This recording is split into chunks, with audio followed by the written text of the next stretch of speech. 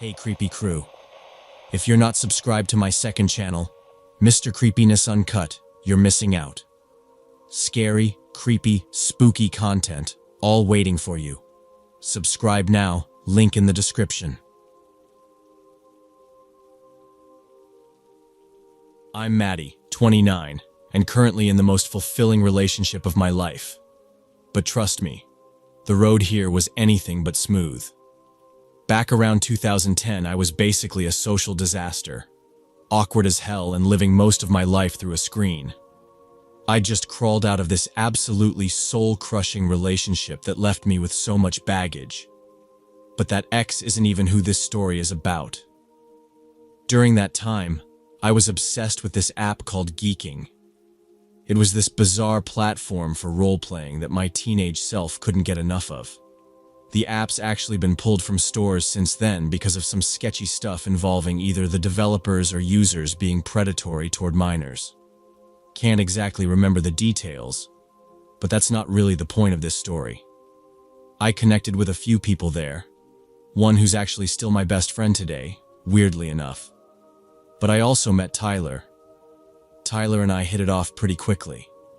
I dropped my whole RP character almost immediately because conversations with him just flowed naturally. Fair warning though, he was super sexual in his messages.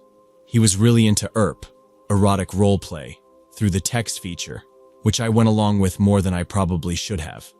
Eventually, I found out he was a year older than me and lived somewhere in Arizona. I was in Michigan at the time, so meeting up IRL seemed pretty much impossible. Tyler had zero college ambitions, but talked constantly about becoming this famous voice actor someday. His life basically consisted of gaming, jerking off, and smoking weed. Looking back, it's painfully obvious how immature I was. But when you're dealing with crippling social anxiety and feeling completely isolated, I guess your standards take a nosedive. We officially started dating online right after my high school graduation. Still hadn't met in person, but we barely talked about that part. Neither of us told our parents about the relationship. Tyler insisted they wouldn't get it, and my parents are judgmental as fuck. Still are, TBH. So we kept everything on the down low for ages. Finally, I started college and felt like everything was falling into place. For once, I thought my life was actually coming together, you know? I felt comfortable enough to open up to Tyler about sexual trauma from my previous relationship. Huge mistake. He started asking these really invasive questions about it that made my skin crawl. Seriously, it was like he was getting off on the details. At one point, and I still can't believe he actually said this, he literally asked if it felt good when my ex assaulted me. Then he asked if I'd ever done butt stuff with my ex. The whole conversation made me incredibly uncomfortable, but I stupidly convinced myself he was just trying to understand my boundaries or something. I told him I hadn't. A couple nights later, he confessed something that still makes me sick to think about. He admitted that he got turned on thinking about doing the same things my ex did to me. He went into disturbing detail about wanting to take my anal virginity since he couldn't take my actual virginity. When he realized I was upset, instead of apologizing, he got pissed at me, told me to get over it, and hung up. And what did I do? I apologized to him the next morning after crying myself to sleep, genuinely wondering what I'd done wrong. Looking back, I want to shake my younger self. Soon after, college started. I moved into my dorm and was excited about doing all those typical freshman activities everyone talks about. I was determined to reinvent myself completely. New school, new me, right? Tyler absolutely hated this. Like clockwork, he'd pick fights right before I was heading out to do something fun. And when I'd get back from hanging with people, he'd literally call me a slut and accuse me of cheating because I dared to have male classmates in my study group.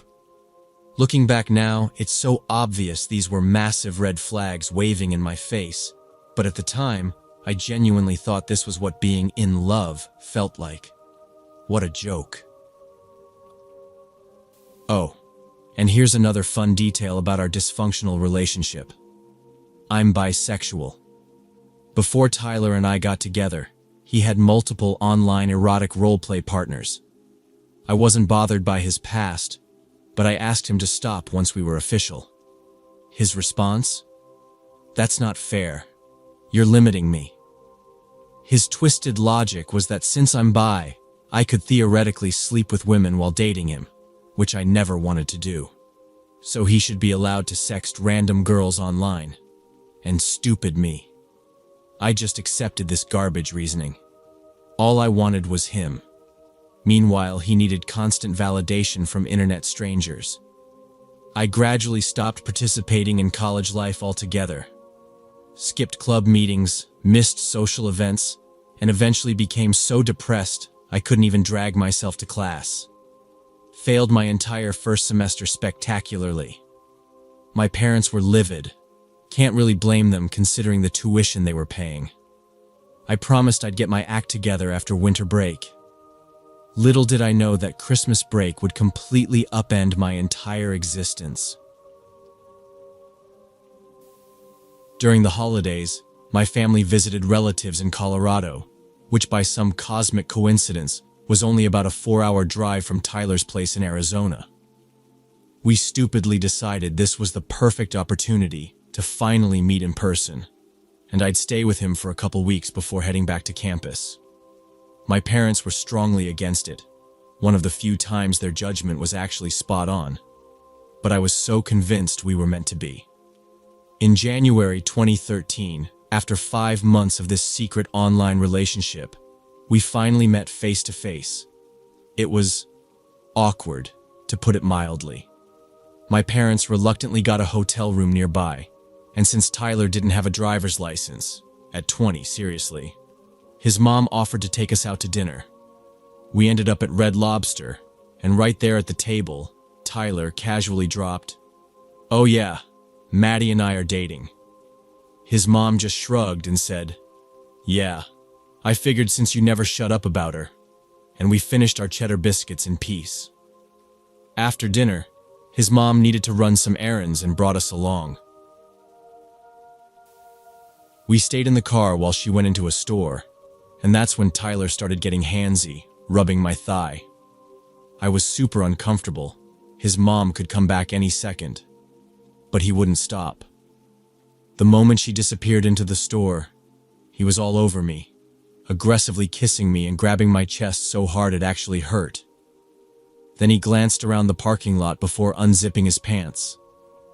I told him this wasn't a good idea, but he insisted I just do it a little bit. When I hesitated, he said, and I'll never forget these exact words, that he could always just make me, so it would be better if I just agreed. Feeling trapped and scared, I did what he wanted. His mom returned right after he was finished, and we headed back to the hotel. At some point, she mentioned to my parents that Tyler and I were dating, and that she'd be happy to host me for a while. That's when everything exploded. My mom completely lost it, screaming, crying, saying things we both regret to this day. Tyler and his mom left, with plans to pick me up the next day so I could stay with them for the month. That night was absolute hell. My parents took turns tearing into me, and when I finally tried to get some sleep, my mom literally sat at the edge of the bed glaring at me all night. Not that I could sleep anyway, I just laid there pretending, counting down the minutes until morning. Tyler and his mom showed up at 8 a.m. sharp the next day, and my parents immediately headed back to Michigan, clearly washing their hands of whatever mess I was about to get myself into. His mom dropped us off at his late uncle's house, who had passed away a few months earlier, before heading back to her own place. So there we were, finally alone. I was completely drained and just wanted to crash. I crawled into his bed, closed my eyes, and tried to forget everything that had happened in the last 24 hours. Tyler cuddled up behind me and asked what was wrong. I mumbled something about not feeling well and just needing sleep. That's when he squeezed me tighter and whispered, "I know something that'll make you feel better." God, I can still hear that creepy tone in my head. I knew exactly what he was suggesting and quietly asked if we could do that later. I was mentally and physically exhausted. He immediately jumped out of bed in a huff. I had unpacked a few things, my laptop, some clothes, and he started shoving them back into my bag, saying I might as well go back home if I wasn't going to put out. I started crying because he knew I had nowhere to go. My parents were already halfway back to Michigan, and I had exactly $0 to my name. So I just gave in. I let him do whatever he wanted. The whole thing felt like I was floating above my body, watching it happen to someone else. When he finished, he held me close, kissed me, and told me he loved me and that I was amazing. Then he promptly fell asleep while I silently sobbed next to him. The entire month is mostly a blur in my memory. We bounced between his uncle's place and his mom's house. He regularly got me high without my consent and took advantage of me. I genuinely don't remember most of what happened. My brain has mercifully blocked a lot of it out. Eventually, I took a bus back home, but I was too ashamed to admit to my parents that they'd been right all along. Instead, I lied and told them Tyler had been a perfect gentleman the whole time. The next 2 years of my life flew by in a haze, and then COVID hit. I was taking classes at community college but kept failing because Tyler demanded every second of my attention. He'd threaten self-harm if I didn't respond to his texts within minutes. The whole time, he kept reminding me how worthless I was and how lucky I should feel that he even bothered with me. But, plot twist, this nightmare actually has a happy ending. About a year into community college, I became friends with this incredibly kind guy in my psychology class. He developed feelings for me, but never pushed or pressured me. We just became really close friends. He helped me see that the way Tyler treated me wasn't normal or okay. He showed me what actual respect looks like, treating me with more genuine kindness than I'd experienced in years. With his support, I finally found the courage to break things off with Tyler. Honestly, I don't think I would have ever left if it weren't for him showing me what healthy interaction actually looks like. We've been together almost 3 years now, and I've never been happier or felt more secure. Tyler, if by some cosmic coincidence you're reading this, I hope I never cross paths with you again. Either get professional help or continue being toxic. Just do it far away from me and anyone else you might hurt.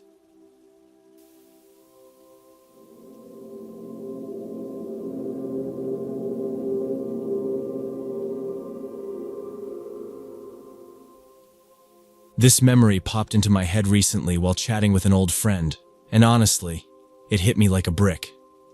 I'm 35 now, but I must have been around 18 or 19 when this happened. Back then, I was working part-time at a small clothing store inside this half-dead strip mall in Elkhorn, Missouri. That place barely saw any foot traffic, but there was this guy who kept showing up. He was probably in his late 20s, maybe early 30s at most, and he'd always come in acting super smooth. I didn't know how to handle that at the time. I was painfully awkward and had zero clue how to respond to any kind of flirting. Looking back, I'm almost certain he picked up on that insecurity. It's wild how people like that can sniff it out like sharks smelling blood in the water. Anyway, we talked here and there, and one day he caught me on a lunch break at the food court and asked if I wanted to sit with him. We chatted for a bit, nothing crazy. But then he threw out an invite to come over to his place after my shift. Huge red flag, right? But back then, I didn't have the experience or the guts to see it that way. I kind of laughed it off, didn't give him an answer. But over the next couple of weeks, he kept calling and showing up to walk with me during my breaks like it was some regular thing. He wore me down, I guess. I finally agreed to go to his place one night after work. His apartment wasn't far, maybe a 10-minute drive from my house. Even as I was driving over, something in my stomach felt off, but I chalked it up to nerves. I was that kind of girl, always second-guessing myself and overthinking everything. I even rehearsed stuff to say in the car, trying to sound chill and not let my weirdness leak out. So I get there, he lets me in, and we settle into the living room. He puts something on the TV, and not even 10 minutes in, he lights up a blunt. Now I wasn't new to weed, but I definitely wasn't a regular user either. Maybe once in a while with my cousin or during a party. So I take a couple hits, thinking no big deal, and almost instantly, I feel off. Like really off. What struck me as weird was he wasn't actually smoking it. He kept pretending to hit it, and then telling me it wasn't lit properly, like I had to fix it. Every time I passed it back, he'd fake a puff and hand it right back. It was just odd. And I remember it kept going out, which frustrated me enough to set it down altogether. But then it hit me harder, like the room started shifting and my body just felt too heavy to move right. He noticed. And instead of being helpful, he told me I should just lie down and let the high pass. My gut was practically screaming at this point, and I tried getting up to leave. But it was like my limbs weren't responding the way I wanted them to. I was woozy, trying to stay upright. That's when he got up and came over, pretending to help, but instead of lifting me, he was pushing me further into the couch cushions. That's when it flipped from uneasy to full-on terror. I realized he had no good intentions. He started grabbing at me, pinning me down, kissing my neck while holding my throat. I don't care how tall or strong you are. When your body isn't cooperating, panic just makes it worse. I fought as hard as I could. I remember flailing, rolling us both onto the floor. It was chaos for a second, but I somehow scrambled up and lunged toward the door. I made it out. He came chasing after me. I swear, I thought I was done for. Until, by some freak luck or cosmic timing, I noticed a patrol car sitting at the corner of Cedar and Monroe, just idling by the stop sign like they always did. The second he saw those red and blues, he stopped dead in his tracks and bolted back inside like a cockroach when the lights come on. I remember waving my arms like a lunatic, trying to get the cops' attention, but they didn't even glance my way. Just kept rolling past, probably too busy pretending not to see anything.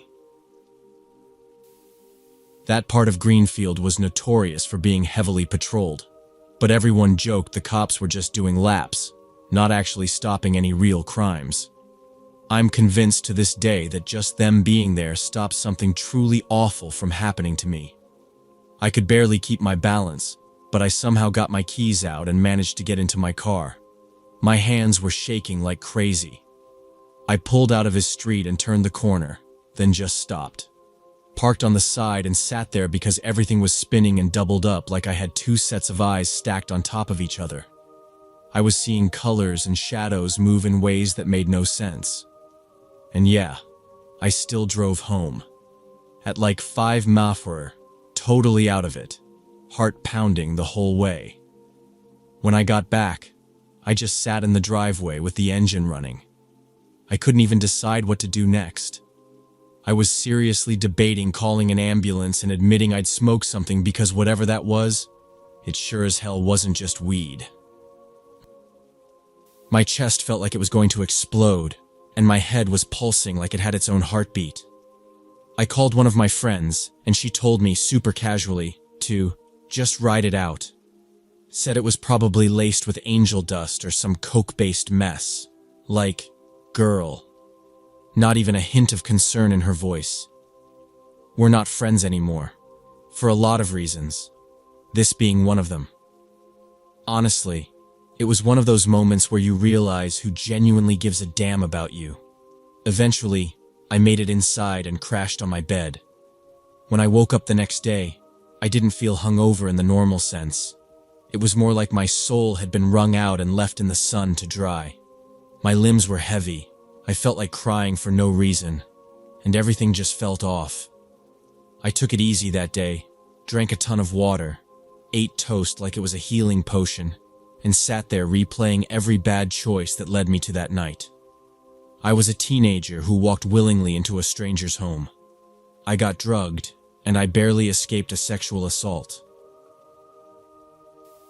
That's a hell of a reality check. I didn't date anyone for a long time after that. Honestly, even talking to new people made my skin crawl. And when I did eventually start smoking again, it was only if the weed was rolled in front of me by someone I fully trusted, usually someone from my college roommate circle or longtime friends.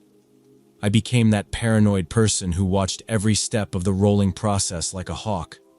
And yes, I saw him again. A couple of times, actually. He had the nerve to walk past my new job, just staring with this smug, sleazy grin like nothing had happened. The first time it happened, I had a full-blown panic attack in the stockroom. I quit that job soon after and started somewhere else across town just to avoid him. To this day, I wish I'd reported him. Maybe it would have stopped him from doing it to someone else. Maybe not. But at least there'd be a record. I never found out exactly what was in that blunt. Could have been PCP, could have been coke or something worse. But here's a PSA for anyone who smokes. If your joint or blunt keeps going out and won't stay lit, that's a big red flag. It might mean there's something extra inside, something you didn't agree to. Also, if you're rolling up with someone, ask to see the buds first. Say you're into strains or want to study the texture. Whatever. Be that weed nerd if you have to. Knowledge can literally save your life. Because as much as we'd love to believe that people are inherently good, the reality is that some are just predators waiting for the right moment. And yeah, I made some stupid decisions. But that doesn't mean guys like him get a pass. Ever. Stay safe, y'all.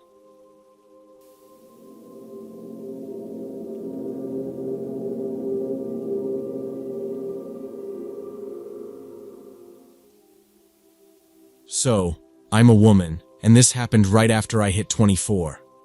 Also, I'm gay, which is kinda important for context here. I had just started dipping my toes into Tinder again with the mindset of, hey, whatever happens, happens. You know, just going with the flow. The first week was chill. Then I matched with this girl. I'll call her Danny.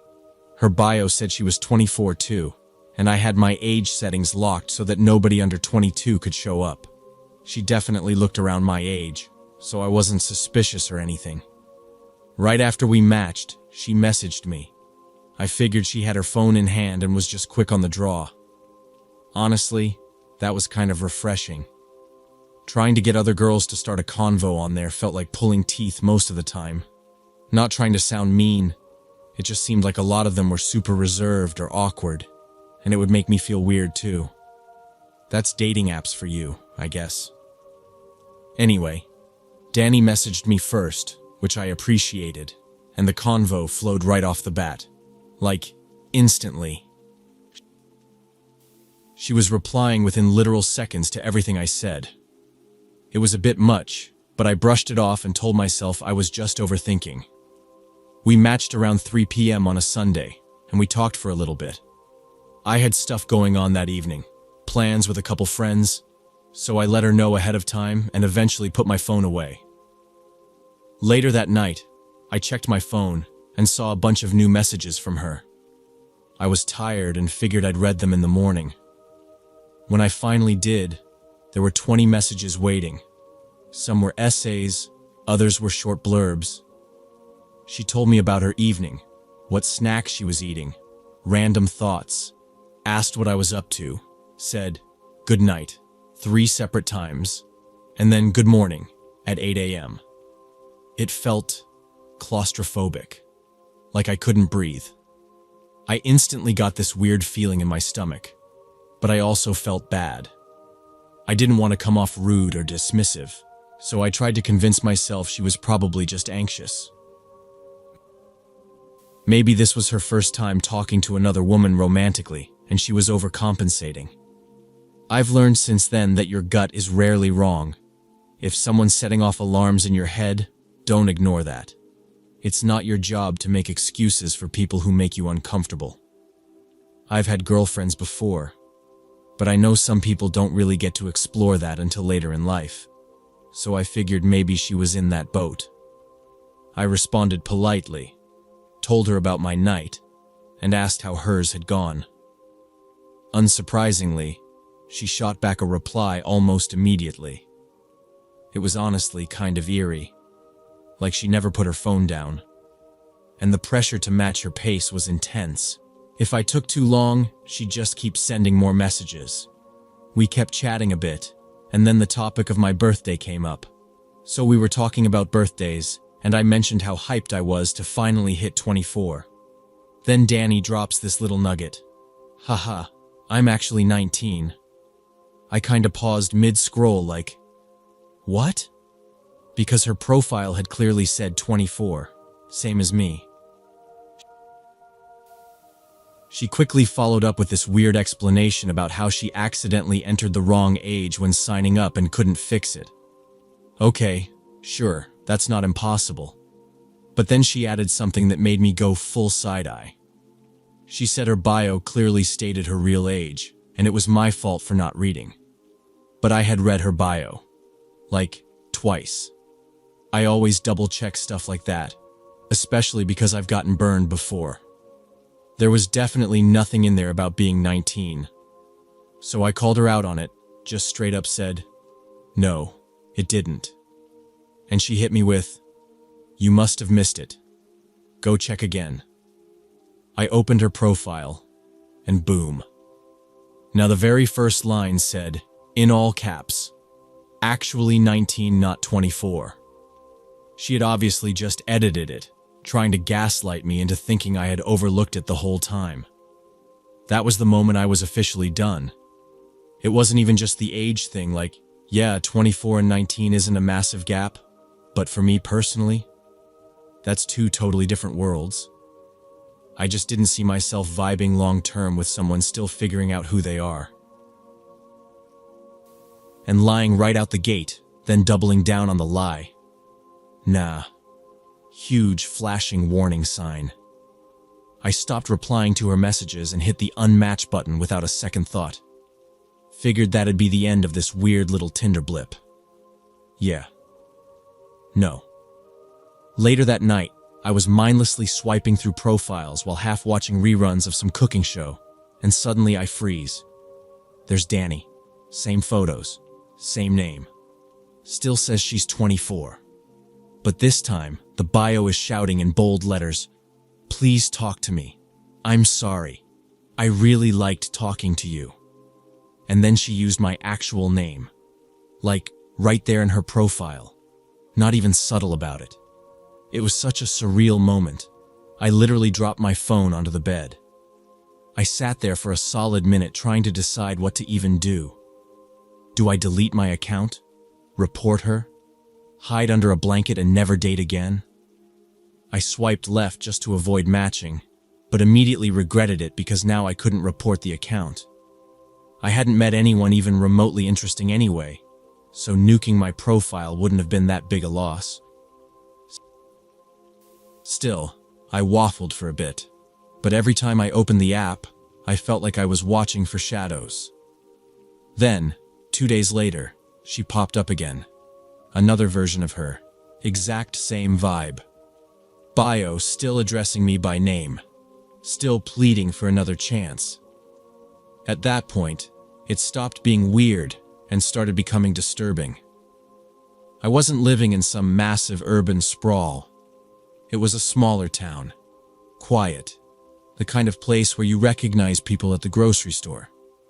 This felt targeted. That was it. I deleted my Tinder account and haven't looked back since. Never saw or heard from Danny again, thank God. But I still think about it sometimes. Like, how many accounts did she make? Did she just keep swiping in hopes I'd pop up? Was she still out there on Tinder, playing the long game? I still don't get what she thought would happen. Lie about your age, bombard someone with messages, and then make desperate apology profiles like that's gonna win them over? The whole thing made me swear off dating apps for good. I'll take awkward real-life meet-cutes over that horror show any day.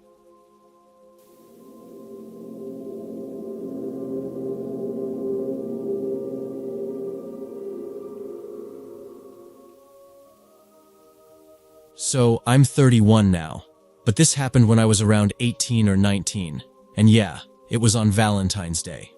Back then, I was super awkward about dating. Didn't even start seeing anyone until my senior year of high school. So every February 14th was just another reminder that I was still riding solo. Anyway, that year, I did what I thought was clever. I threw up one of those self-pity posts on Facebook. Something cringy like, "Guess I'll be third-wheeling again this year." Totally fishing for attention, not gonna lie. Just hoping someone would drop a comment, maybe even ask me out. Who knows? Out of nowhere, this dude I'd only just accepted a friend request from replied. Can't even remember his name now, but I do remember he was hot. Like, model in a Hollister ad hot. He slid into my DMs and said he didn't have plans either, and asked if I wanted to hang out so we could both feel a little less lonely. I laughed. I actually typed LOL like a dork and asked what he was thinking. He suggested dinner and a movie. Simple enough. I said yes, and we picked a time for him to come get me. I had work that day but was off early enough to pull myself together and go out. When I got home, I quickly got changed, put on a little makeup, and told my mom I was spending the night at Rachel's place, my best friend at the time. She barely looked up from her phone and just said, "Okay, sweetie, be safe." Classic mom response. He was supposed to meet me outside my apartment between 7:30 and 8. Right around 7:40, I got a message saying he was out front, so I grabbed my bag and headed out. When I hopped into his car, he smiled and greeted me, and I remember thinking, holy crap, he looks even better in person. He asked about my shift and whether I was ready for our little adventure, and I just said, "Yup, let's do it." He asked if I had a theater in mind. I was living in Fairview Heights at the time, and I said I didn't care as long as it wasn't too far. Driving into Riverdale or Pine Brook would have been like 15 minutes, tops. Also, parking near my place was a nightmare, so most people just took public transit or walked. He said, "Let's go to the one in Pine Brook. I like that one better." And then added we'd grab food after the movie. I was cool with that and said sure. At first, everything felt totally normal. I even recognized the area we were in, so I figured I knew where we were headed. But then I noticed he made a turn going in the opposite direction. I was like, isn't the movie theater the other way? And he just casually said, "Yeah, but that place is always packed. I know a better one over this way. You cool with that?" I had this tiny twinge of hesitation, like a little internal alarm bell going off. But I ignored it and said, "Yeah, that's fine." But things got a little weird when he made a right turn onto this super empty, barely lit street. It was all residential, but the houses looked brand new, like just built without furniture kind of new. The ones that were finished were totally dark. No porch lights, no cars, no signs of life at all. Which, like, even in a quiet neighborhood, there's usually at least one house with the TV on or something, right? So at this point, I'm sitting there in this dude's car, looking around like, where the hell are we? I finally broke the silence and was like,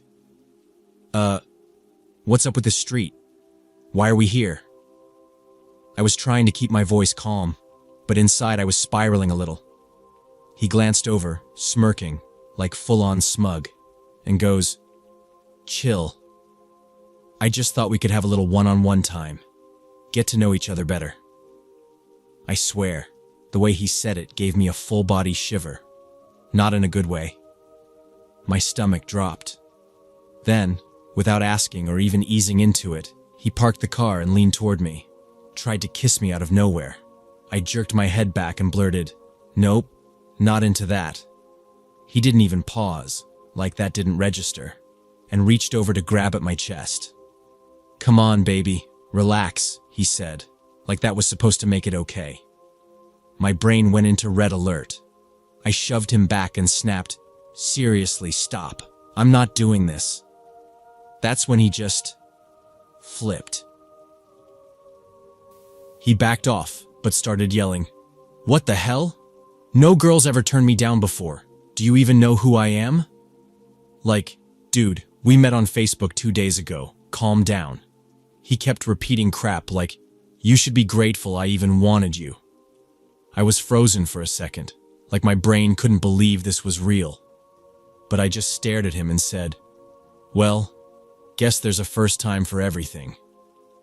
And man, the look on his face. Total disbelief. Like his ego couldn't process that a 5'3" chubby girl with bad eyeliner and a discount cardigan had just shut him down. He was obviously used to girls going along with whatever he wanted, and my nah short-circuited his whole personality. At that point, my thoughts were racing. Should I try to get out? But where would I even run? I don't know this area. What if he gets violent? Then, I swear, something must have clicked in the universe. He just started the car again. Didn't say anything for a few minutes. Just took a different road and drove, all stiff and quiet. I finally broke the silence like, "Take me home, now." If I'd known this was just some hookup plan, I would have stayed in bed with snacks and TikTok. "You should have been straight up." He didn't respond, just kept driving, until eventually we pulled into a near-empty lot by one of the metro stations. He didn't say a word, didn't even look at me, just sat there, waiting. I didn't hesitate. I opened the door, got out, and slammed it behind me so hard the whole car shook. He peeled out of there like I'd thrown a grenade in the passenger seat. But because of course the station was shut down for construction. So I stood there, freezing, feeling both angry and kind of sick. I called my best friend Kayla and tried to keep it together while telling her what happened. She was a damn angel, booked a taxi to come get me and covered the fare. To this day, I still thank the universe for having her in my life, and for the fact that I made it out of that night okay. That whole experience scared the hell out of me. And yeah, you'd think that would have cured me of talking to random guys online. But no, I kept doing that for a while. What I didn't do again, though, was go meet someone at night, by myself, without telling anyone where I was going. That was a hard lesson I wasn't gonna forget. I never saw that guy again. No idea what happened to him. I blocked him the second I got home and never looked back.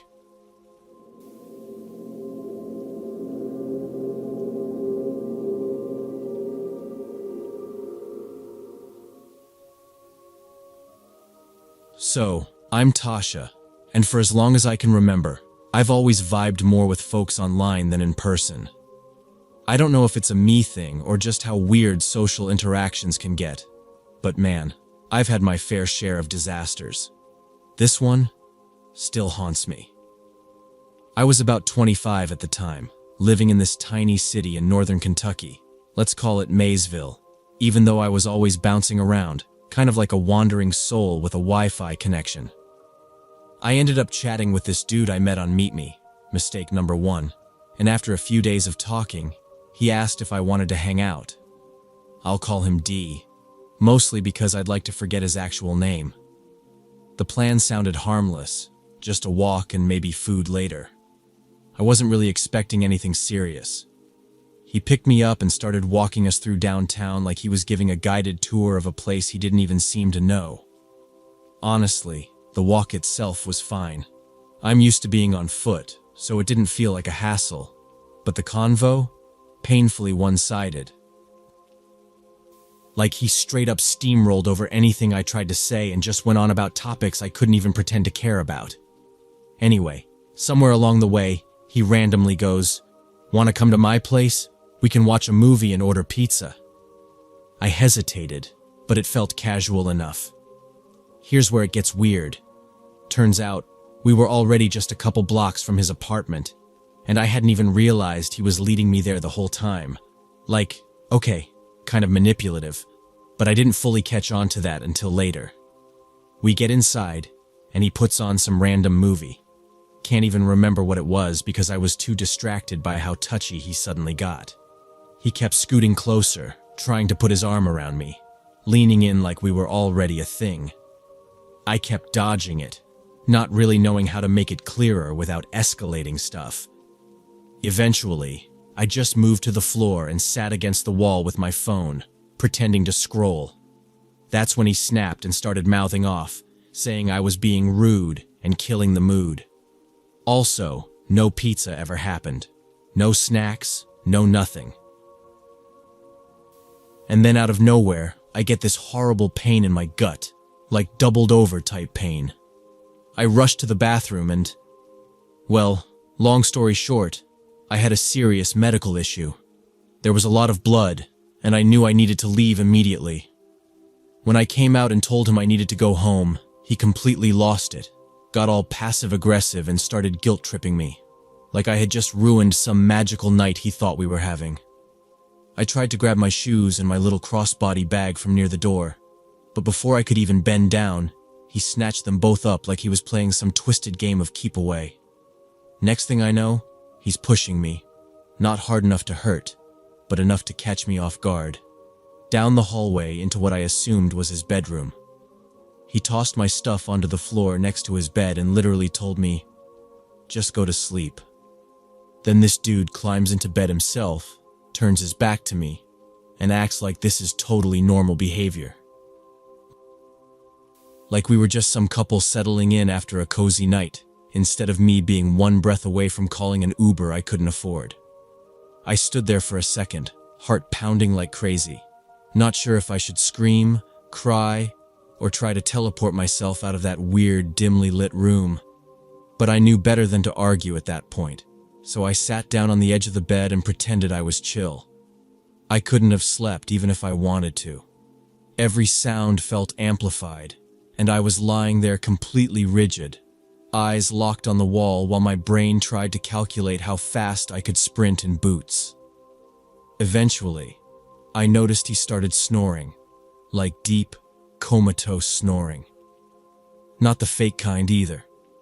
So, I slowly slid off the bed like I was in some sort of mission, impossible scene, and landed quietly on the floor. Crawled across the rug, hands shaking the whole time, grabbed my purse, shoved on one shoe at a time, which took forever because I was trying not to make noise, and then tiptoed to the door. The lock clicked way louder than I expected, but he didn't stir. I exhaled for the first time in like 10 minutes, pulled the door shut behind me, and just bolted. I ran. I didn't even check behind me. It was one of those moments where adrenaline takes over, and your legs move faster than your thoughts. I ran down the street, past silent houses and flickering streetlights, not even caring how I looked or who saw me. It felt like I was running from a horror movie. When I finally got back to the apartment I shared with my best friend, I made a beeline for the bathroom. The pain in my stomach had gotten worse, and when I checked myself, the bleeding had gotten pretty intense. I changed clothes and sat in the tub, fully clothed, just staring at the faucet.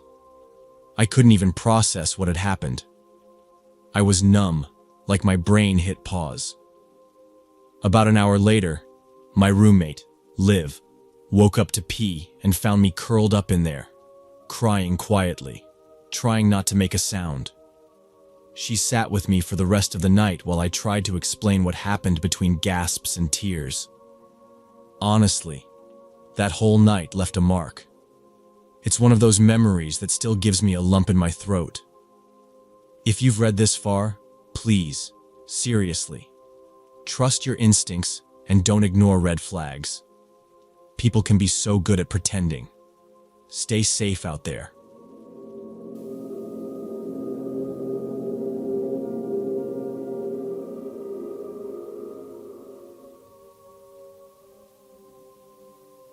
When I was 26, I decided to give dating apps another try. My last few attempts ended in dry conversations or ghosting, but it was a slow month, and I figured it couldn't hurt. A guy named Aiden matched with me the same night I re-downloaded the app. His profile looked almost too polished. Photos in tailored suits, rooftop lounges, even one where he posed with what looked like a brand new Porsche.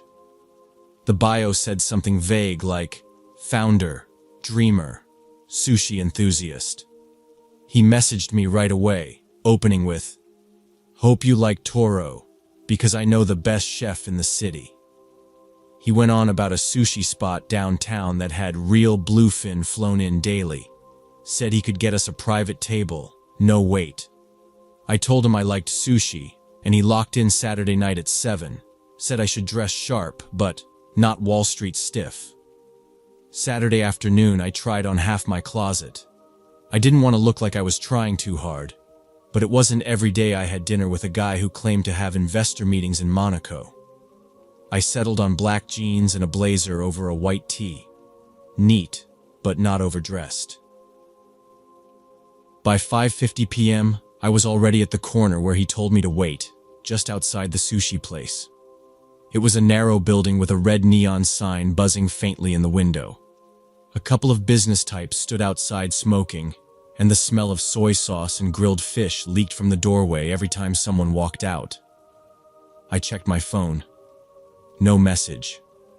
7 o'clock came and went. I kept telling myself maybe he was parking. At 7:10, I heard my name. Aiden waddled up from the other side of the street, waving like we were old friends. My first reaction was confusion. He looked bloated, like he'd put on 30 pounds since the photos. His hair was greasy, and a patchy beard covered half his jaw. His jeans were sagging, stained near the pockets, and his sneakers looked like they'd been through a construction site. I gave a weak smile, trying to mask the disconnect. He clapped my shoulder and said, "You clean up good." Like that made it even. I followed him inside, the hostess giving us a brief glance before leading us to the back. The restaurant was narrow but packed. Polished wood counters, hanging lanterns, a quiet buzz of chopsticks and conversation. Aiden dropped into his seat with a grunt and waved at the server like he was a regular. Without asking me, he ordered the most expensive omakase set on the menu, then added sake for 2. I opened the drink menu, but he said, "Nah, trust me, this guy does it right." I didn't push it. The fish was good, at least. Between bites, he talked non-stop, mostly about money. "I just dumped everything into this new mining setup. It's wild. Water-cooled, rigged for altcoins. None of that Bitcoin dinosaur stuff." I nodded and made some polite noises. He asked what I did. I told him I worked in design. He smirked like that was cute. Then he asked if I owned a car. I said, "Yeah, just a Honda." "What's the resale on something like that?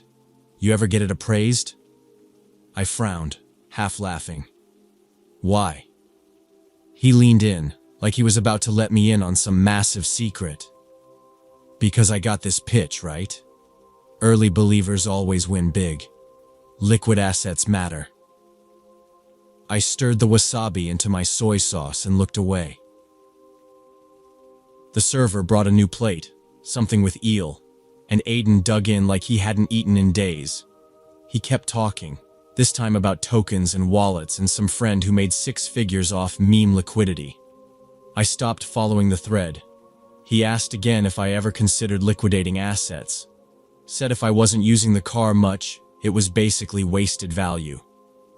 You know how many people sleep on stuff like that?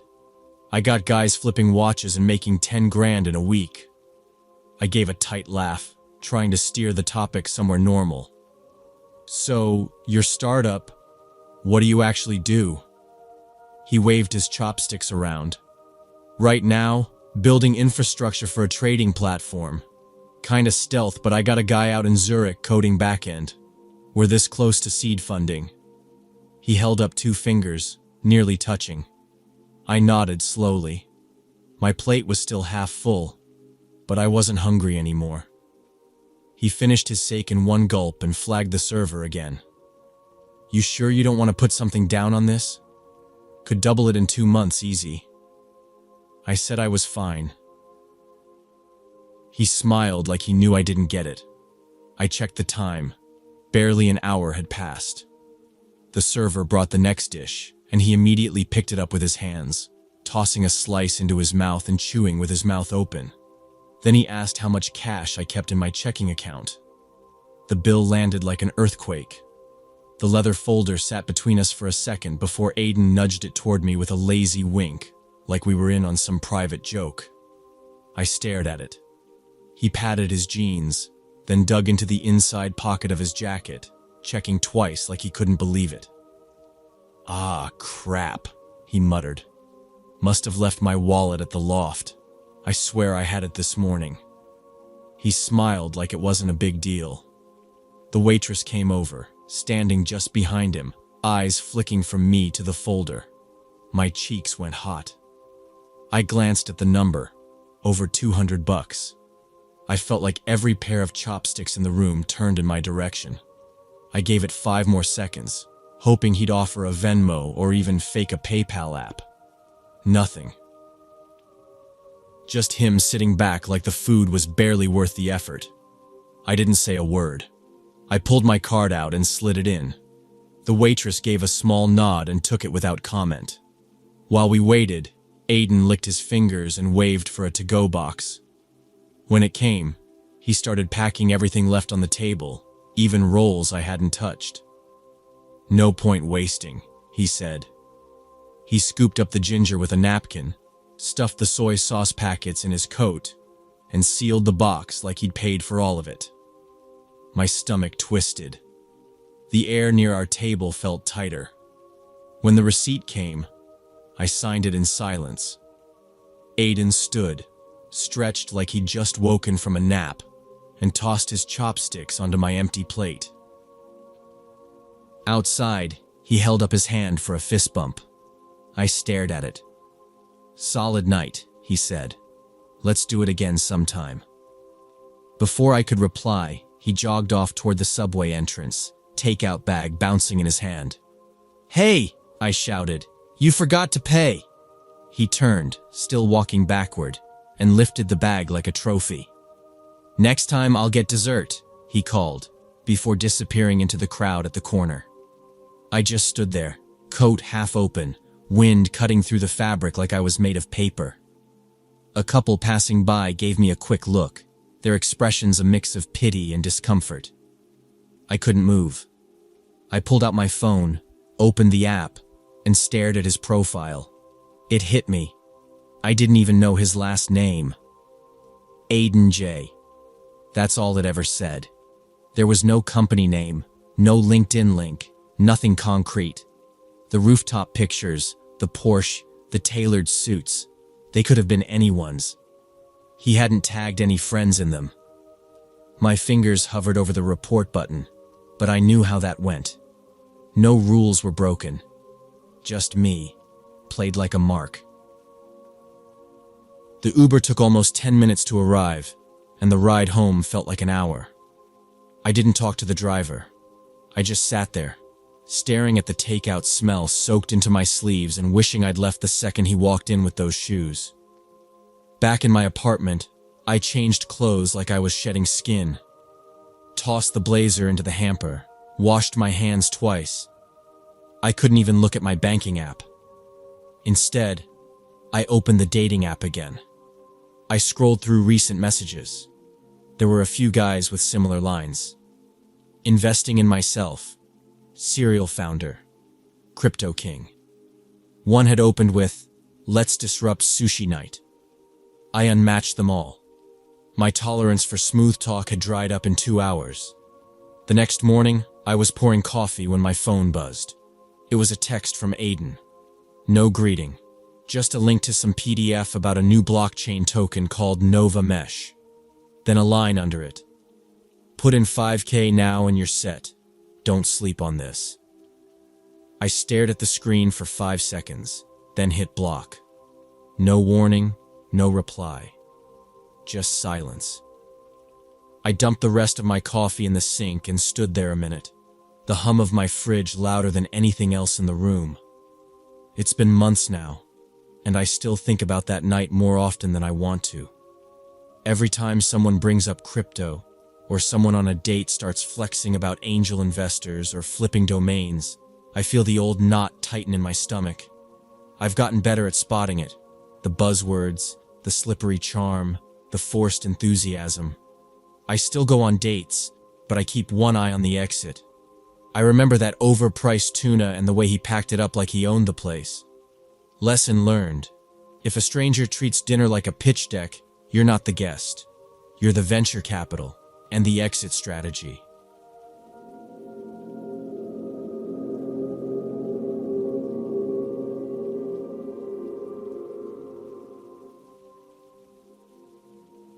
It happened last spring when work was crushing me. I'd been pulling 14-hour days, sleeping maybe 5 hours a night, living off vending machine coffee and lukewarm takeout. My brain was shot. I needed something, anything, that wasn't spreadsheets and passive-aggressive Slack messages. So I downloaded a dating app again after maybe a year off. Most profiles looked like they were churned out by bots or gym cult members. Then I saw Lindsay. Her bio was short. Once beat a grandmaster in 11 moves. Come at me. I liked that. It was cocky but fun. Her photos weren't over-filtered. A couple showed her sitting cross-legged over a chessboard. One had her mid-laugh with friends in a pub. I swiped right. She matched. Within 5 minutes, she messaged, "You better not be a 3-move checkmate kind of guy." We joked for a few hours. She wasn't trying to impress. That was rare. She suggested a chess night, and I half-jokingly offered a public cafe, but she replied, "Come to mine, real board vibes only. I hate apps." I hesitated. Inviting a stranger home is one thing. Being the one who goes to a stranger's home is another. But she sent a Google Maps pin, and it wasn't far. A quiet edge of the city, near an old train line. I figured if anything felt weird, I'd just leave. I packed my little wooden chess set, the one my grandpa gave me. Just a friendly gesture.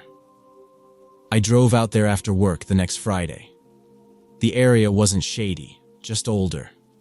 Some cracked pavement, a lot of chain-link fences, houses with patched-up roofs. Her duplex was at the end of a dead-end street, next to a narrow, overgrown lot. One porch light flickered overhead. Still, the front steps had little potted succulents, and a doormat said, "Tread lightly." I knocked once.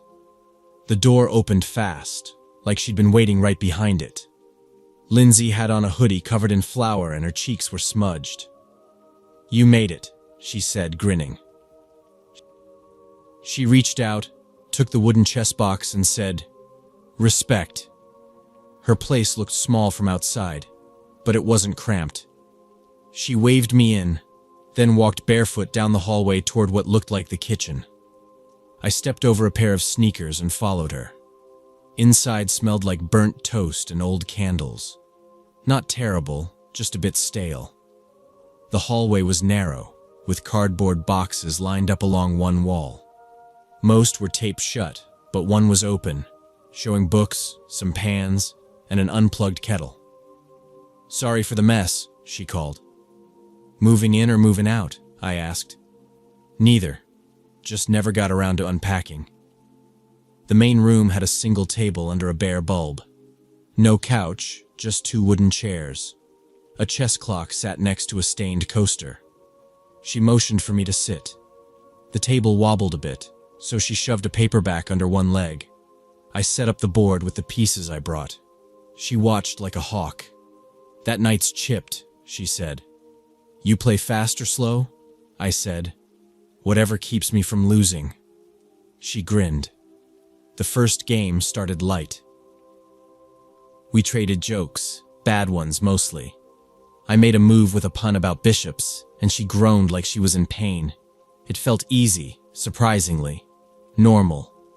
Her hands moved quick, but she wasn't trying to dominate, just sparring. I kept an eye on her queen and lured her into a trap after about 20 minutes. She stared at the board, blinked once, then clapped. "I did not see that coming," she said. "Feels good to meet an equal." She poured cheap red wine into 2 mismatched mugs. "No glasses left," she said, handing me the one that said, "World's okayest cook." It tasted flat, but fine. We reset the board. Her phone buzzed on the couch behind us. I saw it light up. Then again. And again. "Mom calling," it flashed. Then again. 12 times total before it went dark. She didn't look back once. I glanced at her, but she didn't flinch. Just stared at the board, brushing a crumb off the night. I told myself everyone has family drama. During Game 3, she moved her queen with a sharp snap, then suddenly pushed the board aside, sending a few pieces clattering onto the floor. I looked up, startled, and she stood without a word, walked to the front door, and turned the deadbolt with a slow, deliberate click. My body stiffened. She came back, but her eyes weren't on the game anymore. They looked glassy, like she was staring past me. She sat across from me again, but leaned in close, whispering, "It feels so empty when people leave." I gave a half chuckle, trying to read the tone. "Dark humor?" I asked, raising an eyebrow. She didn't smile. Her hand darted across the table and gripped my wrist tightly. "Can you stay?" she asked. "Just tonight. Just once. Don't go." My pulse jumped. Her grip wasn't strong, but her voice had a begging edge that made my skin crawl. I kept my voice even. "It's been fun, but I've got an early morning," I said, gently easing her fingers off. She didn't resist, just let them fall away like loose string. Then she laughed, a sudden, high sound, then sniffed, then mumbled something under her breath. I caught the word, destiny. I didn't respond. I stood slowly, putting the chair between us. She just stared at the scattered pieces on the floor like they had answers. I walked toward the hallway, eyes flicking to the exit. But the chair from earlier, the one she'd shoved a book under, was now lying across the hall, legs up. I stepped closer. She followed fast, then stood in front of it, arms spread wide like she was daring me to move her. "Winners don't abandon partners in need," she said, her voice louder now, her smile gone. I kept my arms low, palms out. "No one's abandoning anything," I said. "I had a great time, but I'm going home." I tried to sidestep, but she moved with me, blocking again. Her chest rose and fell faster. I spotted my bag near the kitchen, too far to grab now. She took something off the table behind her. A rook. I saw the blur of it in her hand before she hurled it. It hit the wall next to my head and exploded into splinters. I didn't speak. I lunged past her, using my shoulder, not hard, but enough to move her sideways. She stumbled but didn't fall.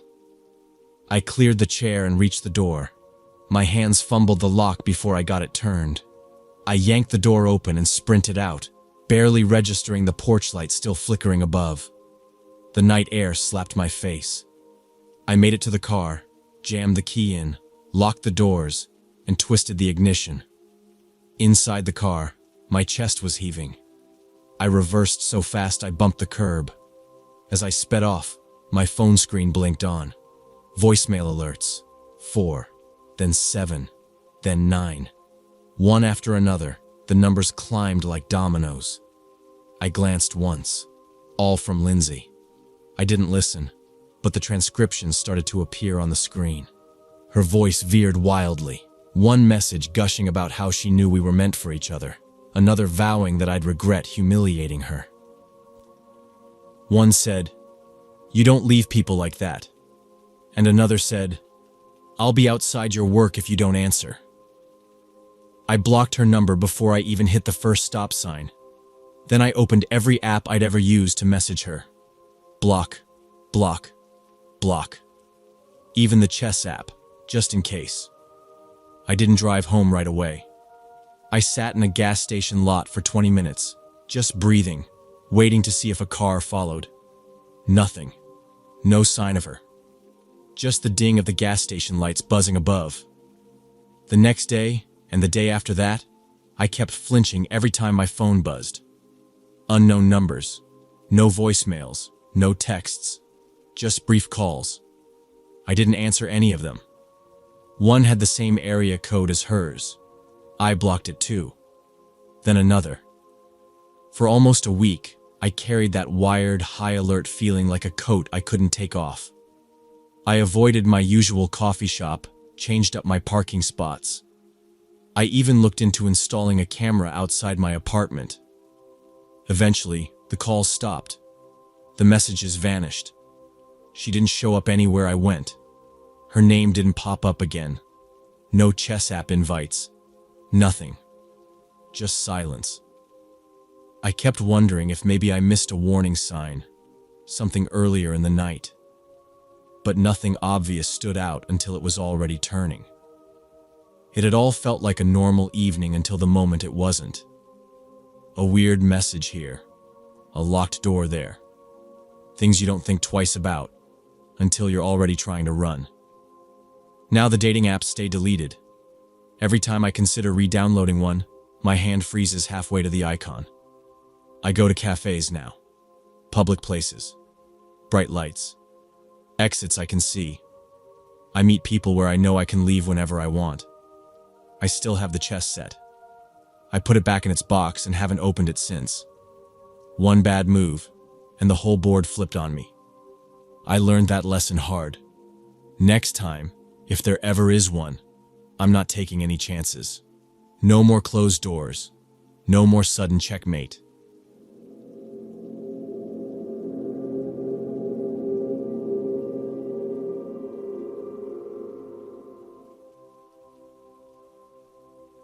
Last winter, I was working late shifts at the university library, mostly shelving and cataloging returns until close. Not the most exciting job, but it paid rent and gave me long stretches of quiet. Around December, when the days got shorter and the cold really started biting, I started spending more time online. I wasn't into clubs or loud bars, especially not in snow boots and a wool coat. But talking to people over chat felt easier. No shouting over music, no awkward coat check lines. Just text and maybe a few exchanged photos. That's how I met Marcus. He said he worked in publishing, something small but respectable. Our chats always steered toward books. He had a thing for Baldwin, loved the beat poets, and once sent me a voice note describing the texture of a Coltrane solo like it was wine. We bonded over that kind of stuff, you know? Not the usual, "What do you do?" or "What's your favorite color?" He mentioned he was a bit older, but his photos showed a guy maybe mid-30s, hair slicked back, sharp jawline, turtlenecks that looked like they were always fresh from the dryer. He looked like someone who drank espresso without sugar and knew the best hidden vinyl shops. After 3 weeks of talking nearly every night, we made plans to meet. Nothing fancy, just dinner at this bistro across from the central train station. I picked it because it was public and familiar. I'd walked past it dozens of times after shifts. He liked that it had candlelight and old jazz playing in the background. I didn't tell many people, just my roommate, in case it turned weird. I remember spending way too long picking out what to wear. Settled on this dark green dress, long sleeves, knee length, nothing flashy. Just nice enough to show I cared. I even brought along a first edition of Giovanni's Room he said he'd always wanted to hold. Wrapped it in tissue paper, tucked it into my tote like it was a peace offering. The snow started coming down hard as I left. Big flakes that clung to my scarf. Everything was quiet, muffled. The way cities get right before a storm really settles in. When I stepped into the restaurant, it was like entering another world. Warm lights, clinking glasses, slow piano drifting through speakers. There were maybe a dozen tables, most occupied by couples leaning in, whispering. The host asked if I was meeting someone, and before I could answer, a man near the window stood up and waved. That's when my stomach dropped. He was older. Not a few years older, not bad camera angle older. This man was in his 60s at least. Gray hair, a little soft in the face, but standing with a kind of confidence that made people look. I hesitated, thinking maybe he mistook me for someone else. But then he smiled, wide and expectant.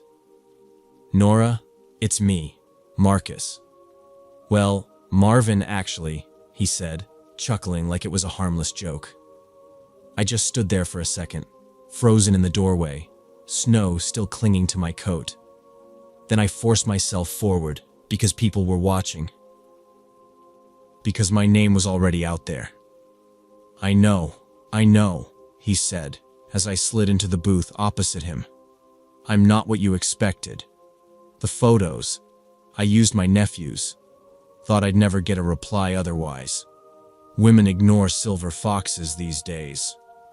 He said it with a wink, like I was in on the joke. I didn't laugh. I didn't say anything at first. My hands stayed on the edge of the table, fingers curled around the napkin. Then he flagged down the waiter and ordered a bottle of red. "You like Merlot, right? Can't go wrong with Merlot." Didn't ask, just assumed. I tried to keep my voice steady. "Why didn't you just use your own photo?" He shrugged. "Because people have their minds made up. You're different, though. I could tell." He reached across the table and tapped the gift bag beside me. "You brought the book. That means something. You've got soul." The waiter brought the wine. He poured both glasses before I could stop him. I wrapped my hands around mine, not drinking. "I'm not here to judge," I said. "I just wasn't expecting." I trailed off, not sure where to land the sentence. I didn't want to say a lie. I didn't want to start a scene. He waved it off, smiling like he already had the upper hand. "Look, Nora, I get it. It's a lot to take in. But you stayed. That counts. All I want is a little connection. Someone to talk to. Maybe someone to travel with. Feel alive again." I didn't respond, just stared down at the table, tracing a droplet of condensation with my finger. He leaned in closer. "You're beautiful, smart, different from the usual girls on those apps. And I can give you things, stability, protection. You won't have to waste your time with boys who don't know what they want." I smiled because I didn't know what else to do.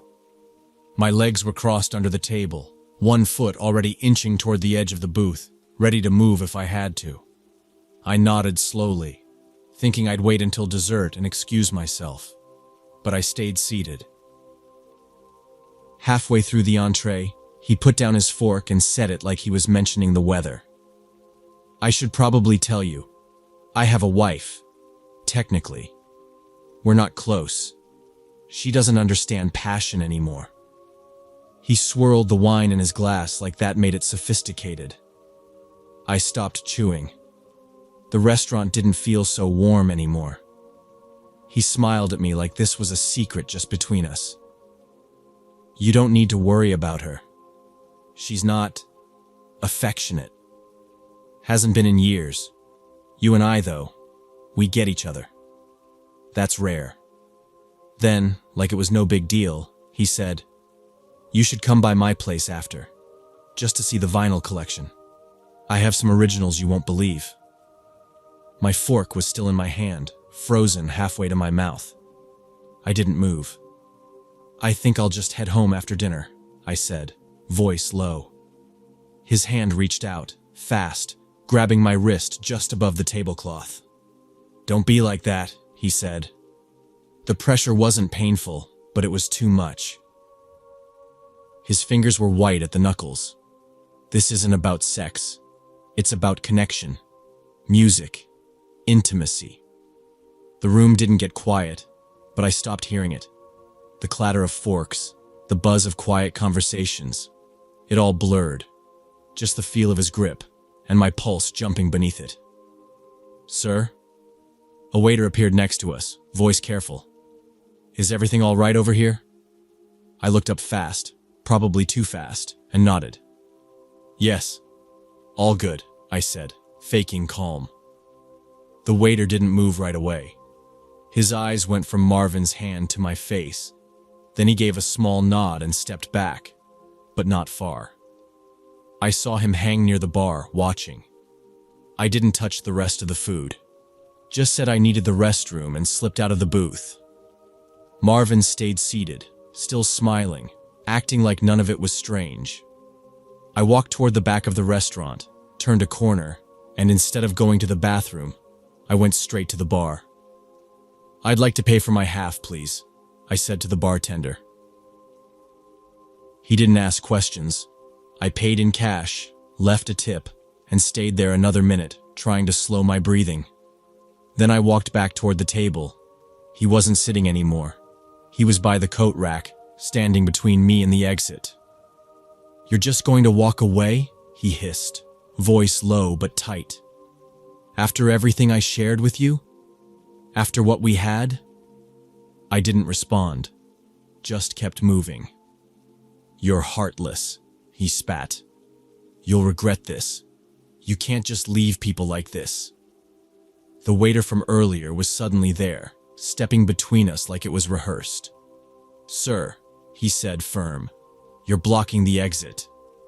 Marvin glared at him, then at me, but he stepped back. I didn't look back. I pushed through the door into the snow, letting the cold hit me like a slap.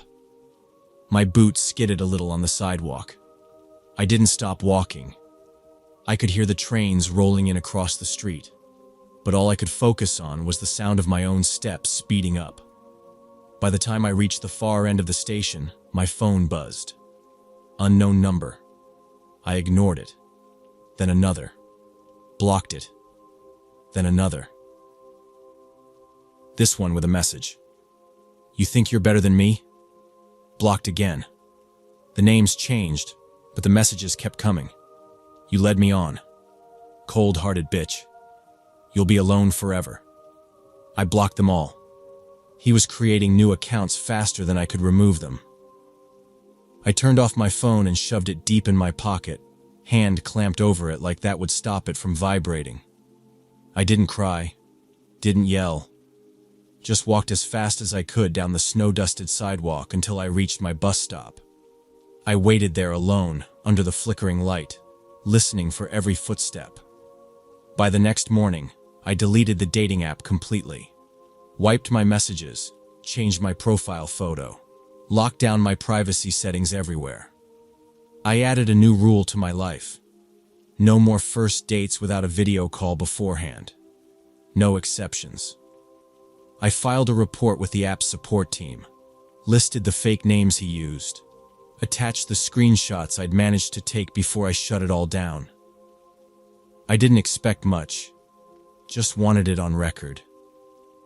Something shifted after that night. I still go to the library, still catalog late returns, but I don't chat with strangers anymore. I don't swipe when I'm bored. I don't reply to messages that open with compliments. What that night taught me is simple.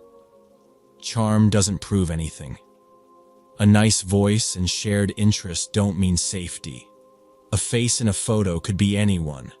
And sometimes, behind a calm smile, there's someone who sees you as an object to collect or punish. Some masks just hide age. Others hide anger, obsession, and something darker that waits for the moment you look away.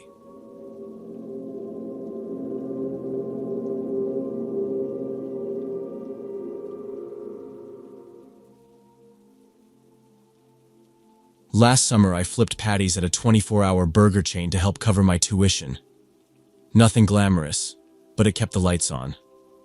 The graveyard shift was usually dead, just me, a headset, and the steady buzz of the freezer compressor. I'd fill the downtime scrolling Tinder between orders, thumb numb from swiping. Most nights it was just bots, gym bros, or bios that read like ransom notes. But one night, Zoe's profile popped up. She had soft eyes, loved sloths, and said she cried laughing at her own bad puns. I swiped right without thinking. We matched instantly. She messaged first, said dipping fries in vanilla milkshakes was peak cuisine. I told her that was my exact late shift ritual. We hit it off fast. Real conversations, no weird vibes. I told her I worked overnights and weekends. She replied, "Cute commitment. Bet you make a mean double cheeseburger." I laughed in the break room like a loser, phone glowing while grease clung to my uniform. After a week of chatting, we started texting directly. She sent photos. Nothing weird, just normal stuff. A pic of her cat wearing sunglasses, her coffee with too much whipped cream, a blurry shot of some deer outside her apartment. I sent her a pic of the backroom freezer where I stacked boxes taller than me. She replied, "Strong and cold. Just my type." We talked about meeting up after finals. I told her I had 2 more exams, then I'd have nights off. She said she couldn't wait. "You'll know me by the sloth shirt," she added. It was cute, harmless. I didn't think much more about it. My night shift dragged, the fryer hissed, and my shoes were soaked in oil. I wiped down the soda fountain, glanced at my phone, and her next text appeared. "I'm nearby." I thought she meant near her own house, maybe out late with friends or something. I texted back, "Cool, stay safe." Then I went back to cleaning, thinking I'd hit the rack as soon as my shift ended. We'd planned something for the weekend, maybe a movie or even just late-night breakfast. Seemed easy. Then, around midnight, I heard tires crunch across the lot. We barely got cars after 11, so I looked up from the grill.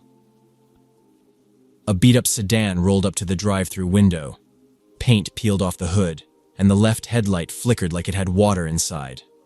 I leaned over, flipped the headset mic back on, and gave the usual line. "Welcome to Burger Cabin. Can I take your order?" The driver didn't answer. Instead, a head leaned out the passenger window. Red hoodie, messy hair, wide grin. "Found you," she chirped. It was her. Zoe, from the pictures. I blinked. "Sorry?" She beamed. "Zoe, from Tinder. I figured you weren't lying about your shifts, so I went franchise to franchise until I saw your name on the schedule." She held up her phone, showing our chat. I could see the fries and milkshake message near the top. I forced a smile, handed her a cup, and filled a soda like nothing was weird. "Hey, that's, dedication." She leaned her chin on the window edge, eyes on me the whole time. "So, what time's your break?" I hesitated. My stomach got tight. We're not really allowed to leave the station during shift. Company rules." I handed her the drink. My hand brushed hers. Cold skin, shaky fingers. She pouted, lower lip out, eyebrows up like a cartoon character. "That sucks. I'll wait then." I didn't know what to say. She didn't order food, just that soda. She pulled forward to the lot, parked under a flickering lamp, and left the engine running. 10 minutes later, the headset buzzed again. I wiped my palms on my apron, trying to steady my grip before answering. "Welcome to Burger Cabin. What can I get started for you?" "It's me again," she said, voice sugary. "Can I get just one napkin?" I didn't respond right away. My manager, Rick, glanced at me from the fryer. I think he caught the way my hand trembled adjusting the mic. "I figured," she added. "We should skip the small talk and just cuddle in my car. You're off soon, right?" I muttered something about policy and muted my mic. Rick stepped over, gave me a look. "You good?" "That's the girl from earlier," I whispered. "She's back." She didn't order anything, just a napkin. Rick nodded slowly, then leaned past me to the window as her car crept up again. He smiled, calm and firm. "Hey there. Appreciate you coming through, but we're about to hit rush. Gonna need you to head out now." She stared at him, then at me behind his shoulder. Her eyes went flat. "Wow. Fine." She slammed the gear shift hard enough I heard the click. Tires screeched across the drive-through lane and she peeled out into the street. No turn signal, no hesitation. I stood there frozen for a second, headset still in place, though no orders were coming in. Then they did. 3 cars back to back. I switched back into work mode, flipping patties and wrapping sandwiches, but every few minutes my eyes drifted toward the window, toward the empty parking lot, half expecting her headlights to pull in again. When we finally closed, Rick offered to walk me out. I said I'd be fine, but he insisted, grabbing his hoodie and following me through the back exit. The parking lot lights buzzed overhead, casting long shadows across the oil-stained concrete. My hatchback sat alone near the edge, tires angled from my sloppy earlier park. I scanned the surrounding street. No cars, no people, nothing. Still, my chest was tight, like my ribs had locked together. Rick waited while I unlocked my door. "Let me know if she comes back," he said. I nodded. "Thanks, man." He stood there until I started the engine.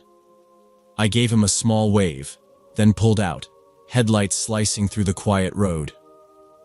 I turned toward my apartment, taking the usual route through the industrial strip. That part of town always looked half abandoned at night, all loading docks and shuttered garages. A few minutes in, I noticed how twitchy I'd gotten. Every pair of headlights coming from the other direction had me gripping the wheel harder. I kept checking the rear view, convinced I'd see her rusted sedan gaining behind me. But the road stayed clear. Halfway home, my phone buzzed in the cup holder. I ignored it. Then it buzzed again, and again, then a 4th time. At a red light, I finally checked. 4 voice notes. All from her. I tapped the first. "Hey, I didn't mean to weird you out. I just thought we had something real. Fries and milkshakes, remember?" Second one. "You don't have to be scared. I'm nice. I just wanted to say hi in person." Third. "I drove all over this stupid town for you, and you hide behind some greasy old guy?" Fourth. "You think you're better than me? You're not. You're a fake. I see through it." I dropped the phone face down and blocked the number at the next red light. My hand stayed tight on the wheel the rest of the drive, knuckles pale in the dashboard glow. For the next week, I parked under the campus security cameras. Bright lights, visible angles, lots of people passing by. I stopped checking Tinder, deleted the app after a few days, still jumped at every unknown number that texted me. Nothing else happened though. No car outside my window. No more voice messages. It was like she evaporated. Still, the feeling didn't. I started locking the passenger door the moment I got in my car. Started checking the back seat before turning the key. Double-checked the bolt on my apartment every night. I've scrubbed every workplace detail off my profile since then. No more night shift legend jokes. No more burger pics. Nothing that points to where I clock in. Because even the tiniest things, like a uniform and a mirror selfie, or a late-night fry joke, can build a map straight to your door, or your drive-through window. And sometimes, what feels like curiosity isn't curiosity at all. It's obsession. And obsession doesn't wait for permission. It parks outside and stares through the glass.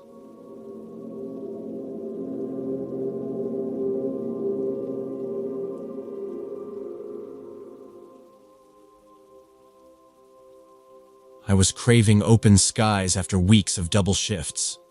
The fluorescent lights at work were making my skin feel fake. and I couldn't remember the last time I'd breathed real air without car exhaust in it. I'd been scrolling dating apps out of boredom more than anything, and that's when I saw Cody's profile. A tan guy with sun-bleached hair, always photographed next to dusty cliffs or on some trail with a beer in hand. His grin was lopsided, kind of dumb in a harmless way, like someone who laughed too much at his own jokes. We matched, talked late a few nights, and he pitched the idea of a hidden canyon spot he knew. 2 hours out, barely marked on maps, no tourists. I asked if it was sketchy. He replied, "Only if you're scared of lizards and sunlight." I laughed, said yes.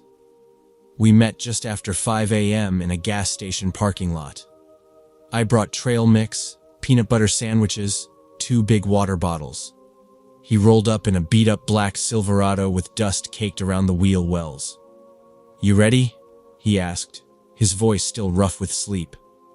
I nodded and hopped in. The inside smelled like sunscreen and spearmint gum. As we drove, the sky changed from steel gray to bright amber.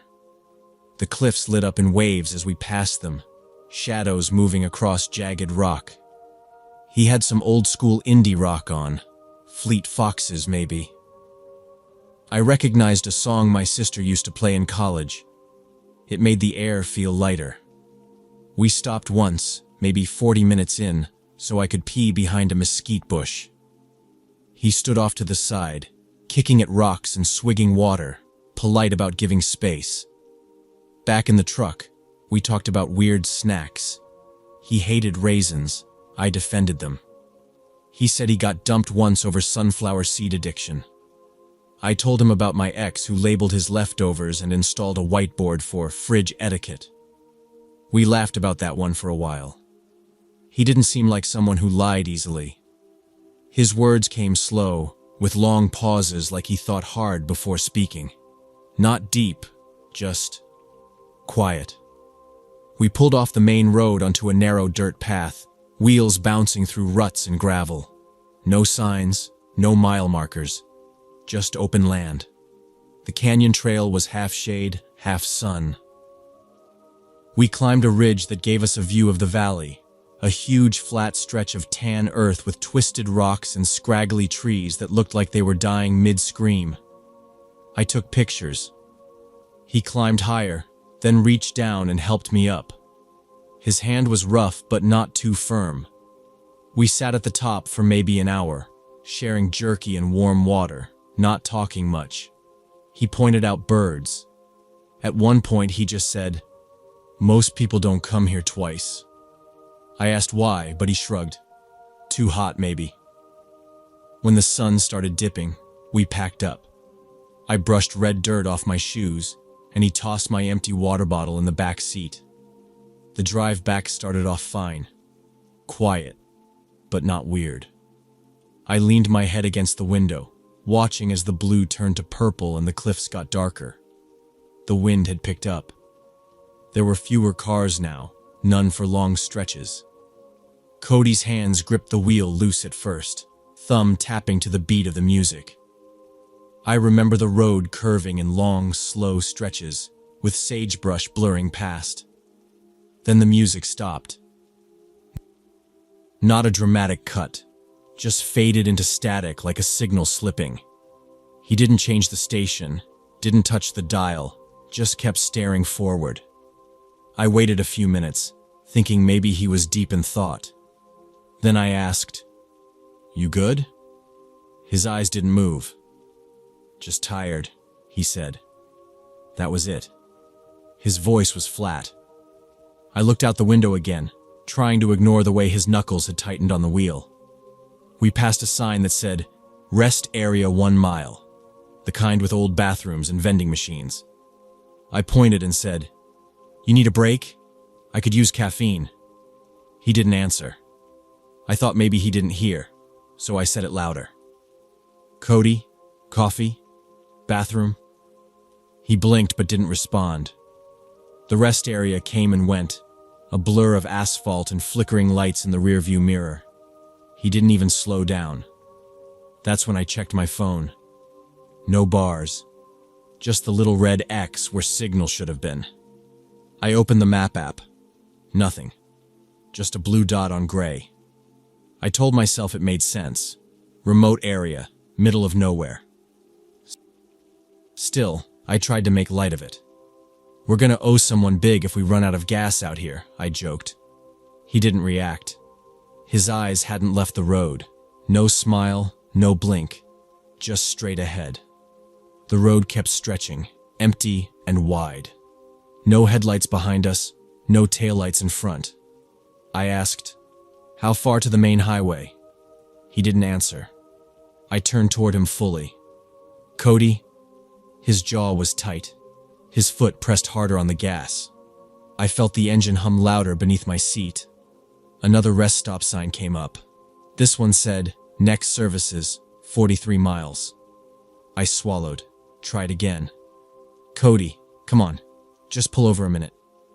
He didn't look at me. Didn't nod. Just kept driving. I finally begged him to stop when I saw lights. An actual gas station glowing up ahead like some roadside miracle. "Please," I said, my voice cracking. "I really need to pee." Nothing. He just stared ahead, jaw set, eyes locked on the middle of the road like he hadn't heard a word. My fingers dug into the door handle. The station came up fast. Yellow lights buzzing above two dusty pumps, a flickering sign advertising beef jerky and ice. But instead of slowing, he hit the gas. We sped past. My breath caught in my throat. His hands gripped the wheel like he was holding it together by force. His knuckles were bone white, skin stretched tight. A patch of sweat darkened the back of his neck, and mine had gone cold. The desert night swallowed the last of the station's light in the mirrors. I sat frozen, every muscle alert, like I could hear my blood moving. "You missed it," I said, too quietly. He didn't blink. Then, with no warning, he jerked the wheel right, hard. The truck bounced off the road onto a dirt path. My head hit the window. We swerved down a narrow trail of ruts and gravel, dust billowing behind us. In the distance, barely lit, was a rest area bathroom, one of those concrete blocks spray-painted with bad tags and peeling notices. It stood alone under a flickering bulb, no other cars around. He killed the engine and looked over. "Go if you have to," he said. "Just leave your purse here so you don't misplace it." My stomach turned. His tone was casual, but something felt wrong in the way he said it. Too practiced. Too neutral, like he'd used that exact line before. I hesitated. "I'll just bring it," I said. "It has tissues." He smiled, slow and forced. "Nah, it's fine. We're not going anywhere." I didn't move. He opened his door and stepped out. My heart pounded so hard it felt like I could hear it through my shirt. As soon as his boots hit the gravel, I made my move. I threw myself sideways across the console, landing hard on the driver's seat.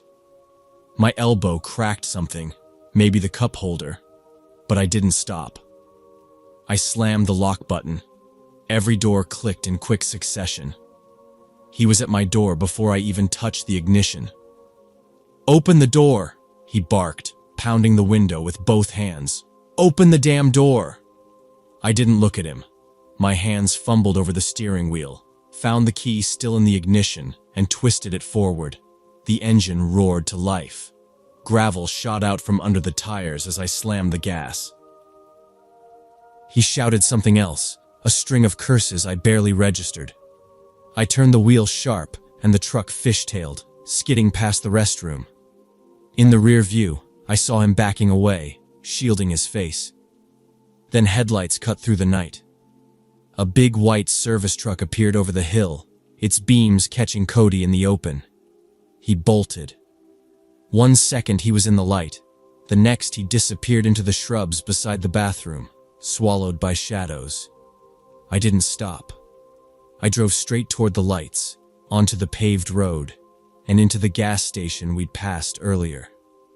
I yanked the wheel into the lot, barely hitting the brakes before I jumped out. There was a payphone bolted to the side of the building. My hands shook so badly I dropped the receiver once before lifting it again. I jabbed at the zero. "Highway patrol," I stammered. "There's a guy. He's in the desert. Please." The words tumbled out, scrambled and dry. My fingers left damp prints all over the plastic casing. Someone inside the station came out, a man in a red vest asking if I was okay. I nodded but couldn't speak. The receiver hung crooked as I leaned against the wall, trying not to collapse.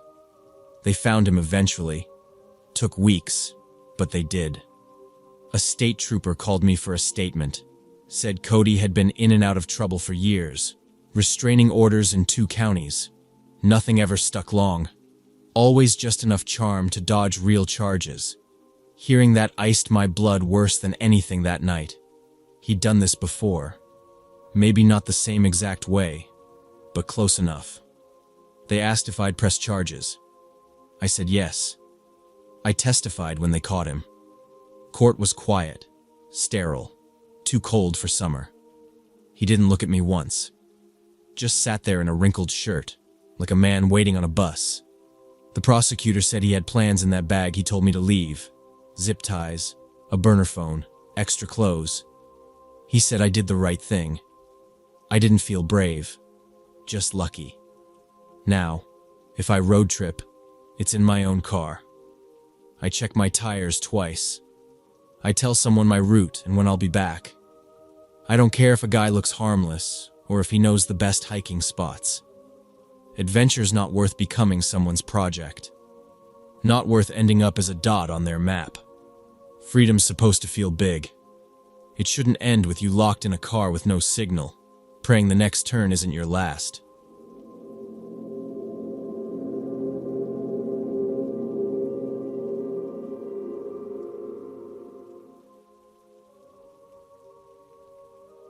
I was working as an office assistant last year, mostly sorting invoices and scheduling shipments for a print supply company.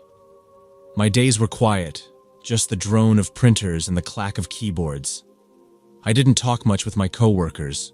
They were older, mostly married, and in their own routines. I'd eat lunch alone, sometimes scrolling through my phone, sometimes just watching cars drift by the office window. I didn't mind it too much until I realized I hadn't had a proper conversation with someone my age in weeks. That's when Marcus messaged me on Instagram. We'd followed each other since college but never talked. He started with a joke about an old synth-pop song I'd posted on my story. Said it was criminal to skip the sax solo. We went back and forth for a few days. Nothing deep, just music and dumb movie references. It was easy, casual. He suggested catching a late showing of The Lost Boys at this rundown retro theater a few blocks from where I lived. I agreed, but told him I'd drive myself. I don't like getting stuck without an exit plan. The night of the movie, I showed up a couple minutes late and found him waiting in the lobby. He had a striped tote bag with popcorn and 2 cans of some local soda he claimed was better than Coke. His smile was a little crooked, not creepy, just lopsided like he'd never learned how to pose for pictures. We walked into the theater together. The place was almost empty. A couple in the back row. A guy with a hoodie near the aisle. The floor was sticky, and the seats creaked when you leaned back. The air smelled like melted butter and something vaguely moldy, but comforting in a way. We sat near the middle. As the movie started, I could feel him glancing at me. At first I ignored it, assuming he was just nervous or trying to gauge if I was into the movie, but it kept happening. I'd laugh at a line and turn, and he'd already be looking, not smiling or anything, just watching me. I didn't say anything. Didn't want to make it weird. I shifted slightly in my seat, focused harder on the screen. Outside the surround sound and synth-heavy soundtrack, there was this low whir from the projector above us, like a fan with a dying motor. After the credits rolled, we stood up and stretched. I mumbled something about the effects holding up better than I expected. He nodded, but didn't really respond. We stepped out into the lobby, which was now empty except for the teenager behind the counter wiping down a popcorn machine. Marcus turned to me and said, "My place is not far. Got a bunch of vinyls we could spin. Chill. Talk more. Vinyl and vibes, you know?" I laughed a little, trying to play it off. "Maybe next time," I said, slinging my bag over my shoulder. "I've got work early." His smile faltered. For half a second, his face just dropped, tightened, like someone had pulled a drawstring through his jaw. "Come on," he said, tone flatter this time. "It's barely midnight." "I'm serious. I need to be up at 6. He stared at me, eyes unmoving. Then he let out this sharp breath, not loud but sharp, like a tire valve releasing pressure. It wasn't angry exactly, more controlled, but forced. I nodded toward the door. "I'll text you though," I said, trying to keep it neutral. We pushed through the doors into the parking lot. It was dim, the only light coming from a flickering pole lamp that buzzed like an insect trap. I walked ahead a bit, digging in my pocket for my keys. My sneakers squeaked against the asphalt. Behind me, I could hear his steps fall in and out of rhythm with mine. I didn't look back, just focused on my car and how fast I could unlock it. My fingers fumbled over the remote. I fished for my keys, pulse pounding. Marcus's hand shot out and clamped around my wrist, harder than I expected. Not playful, not confused, tight and deliberate. "You're a tease," he muttered, too close. His breath hit my cheek, warm and sour with cheap soda and whatever snack he'd had during the movie. I jerked back instinctively, twisting my arm to break his grip, but he grabbed again, faster this time, lunging like he'd been waiting for the signal to move. For a second, my brain froze. Then, like a burst of static clearing on a radio, a memory from a self-defense workshop cut through. Step back, plant your foot, aim for the eyes. My hand scrambled toward my keys, shaking, feeling for the little red canister I'd half forgotten I kept there. His other hand was reaching now, going for my waist, or maybe the keys, I couldn't tell. "Don't," I said, but my voice came out more breath than sound. He scoffed, like I was being dramatic. "Come on, you're over." I pressed the button. The pepper spray hit him straight in the eyes. His scream cracked the quiet lot. Not theatrical, raw. His body jerked backward, hands flying to his face. He stumbled against the back bumper of a Honda Civic, coughing, yelling, clawing at his cheeks like they were on fire. I didn't wait. I dove into my car, slammed the door, and hit the lock. The satisfying click echoed in the cabin. I sat there for half a second, panting, heart slamming like a drum in my chest. Outside, Marcus was still screaming, hunched over and shaking like he'd been hit with boiling oil. His foot kicked out, hit the tire of the car he'd fallen against. I didn't think. I started the engine and threw it into reverse. Headlights streaked across the pavement as I peeled out of the lot, tires skidding on the loose gravel near the entrance. In my rearview mirror, I saw him wobbling in place, wiping at his eyes with the heel of his hand. His face was red and slick under the yellow parking light. He didn't chase me, didn't yell anything else.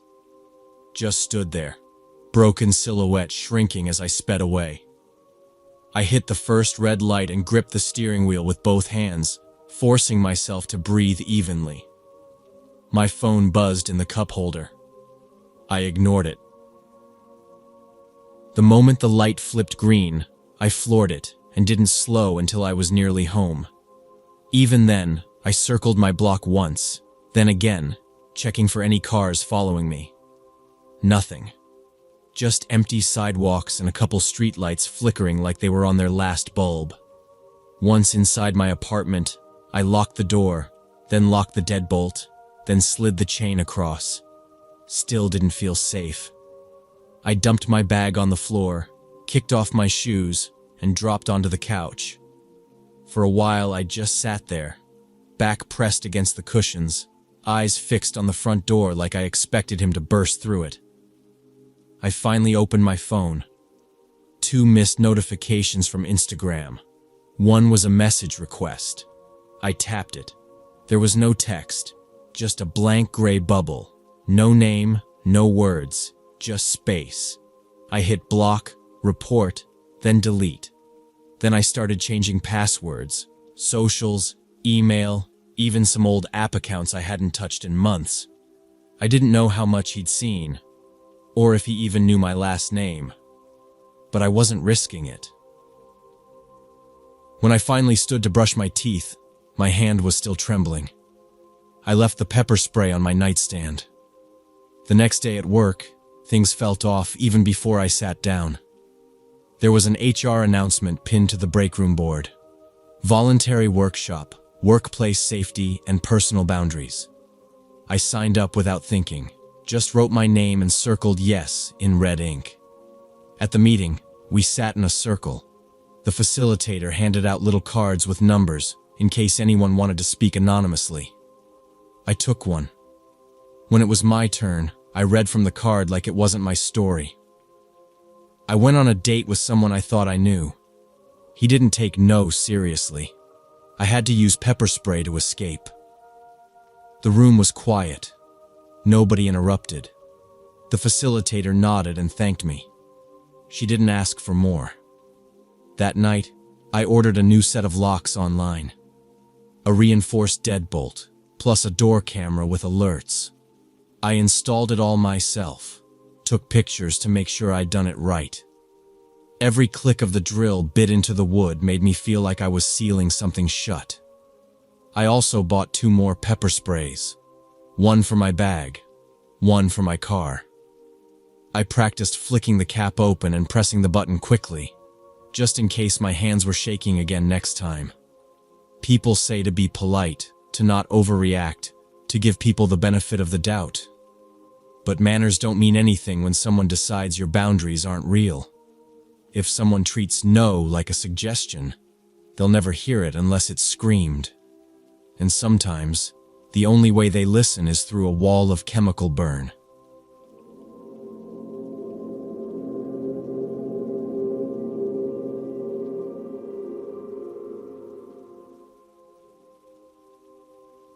It happened 2 winters ago when the city looked like one giant snow globe. The streets were quiet, muffled by thick snow, and the air stung my cheeks. I ducked into this tiny bookstore cafe on 11th just to thaw out. It was packed, the kind of place where people hovered near strangers just to claim a table the moment someone stood. I spotted an open seat across from a guy reading some thick, old-looking book. I asked if I could join, and he just nodded without looking up. I set down my cappuccino, tried to pull off my gloves, and, of course, knocked the cup right over. The coffee splashed across his pages. I jumped up, apologizing, grabbing napkins. He didn't even flinch. Just looked at the mess, then at me and said, "It's not the first time coffee's tried to take out a piece of history." That made me laugh, nervously. He explained that the book wasn't just any book. It was a reproduction of a 17th century trade atlas. He worked with antique maps, he said, restoring them for museums and private collectors. His name was Nick. He had this calm voice, like nothing could rush him. That accidental spill turned into a 2-hour conversation. Then it became a walk in the park, snow crunching under our boots. The next weekend, we met at a gallery showing maritime maps, then a poetry open mic. He wasn't much of a performer, but he enjoyed listening. He quoted movies constantly, stuff from the 80s mostly, some obscure references I didn't always catch. On Sundays, he'd bring lilies, my favorite flower, though I'd never told him that. He said he could just tell. Everything about him felt intentional, like he noticed things most people didn't. but he never let me come over. Said his apartment was under renovations. Pipes needed replacing. Floors were being redone. I figured he was staying at a hotel, maybe crashing at a friend's, but whenever I asked, he deflected. Said I wouldn't want to step over buckets and tools. My friends joked he was hiding something, maybe a hoarder or a guy with 7 cats. I told them to relax. He was generous, thoughtful, always present. Besides, I liked the mystery. For the first 2 months, it was easy to ignore the small stuff. But then, little facts started to wobble. One day, he mentioned his mom was an English teacher who inspired his love of language. A week later, when we passed a hospital, he pointed and said his mom used to be a nurse there. I brought it up the next day, gently. He just shrugged, said she'd changed careers a few times. Maybe I'd misunderstood. Then his office changed.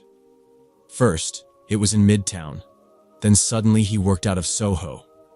He said it was a satellite location, temporary, part of a larger restoration project. I Googled the company name he'd given me once. No hits. When I asked for more details, he claimed it was a private firm that didn't advertise publicly. Very niche, very exclusive, he said. When I asked for photos of his work, he promised to show me soon. Too fragile to move around right now, he said. I noticed he avoided video calls when he said he was on deadline. He'd reply by text or send short voice notes, always while walking outside, wind in the background. One night we were out late, walking back from a film screening. I said jokingly, "Are you a spy or something?" He laughed too hard. The kind of laugh that comes too quick, too loud, not real. Then he stopped, looked at me, and smiled. If I told you, I'd have to disappear. It didn't land like a joke. His eyes didn't match the grin. It was like watching 2 different faces at once. The next morning, I noticed something off in the text he sent. He'd signed it with Nico. I had never heard anyone call him that. I asked if it was a typo. He brushed it off. Said it was an old nickname from college. That night, I looked back through our messages. He'd never signed off that way before. I tried to find his last name again online, but none of the versions he'd given me turned up anything solid.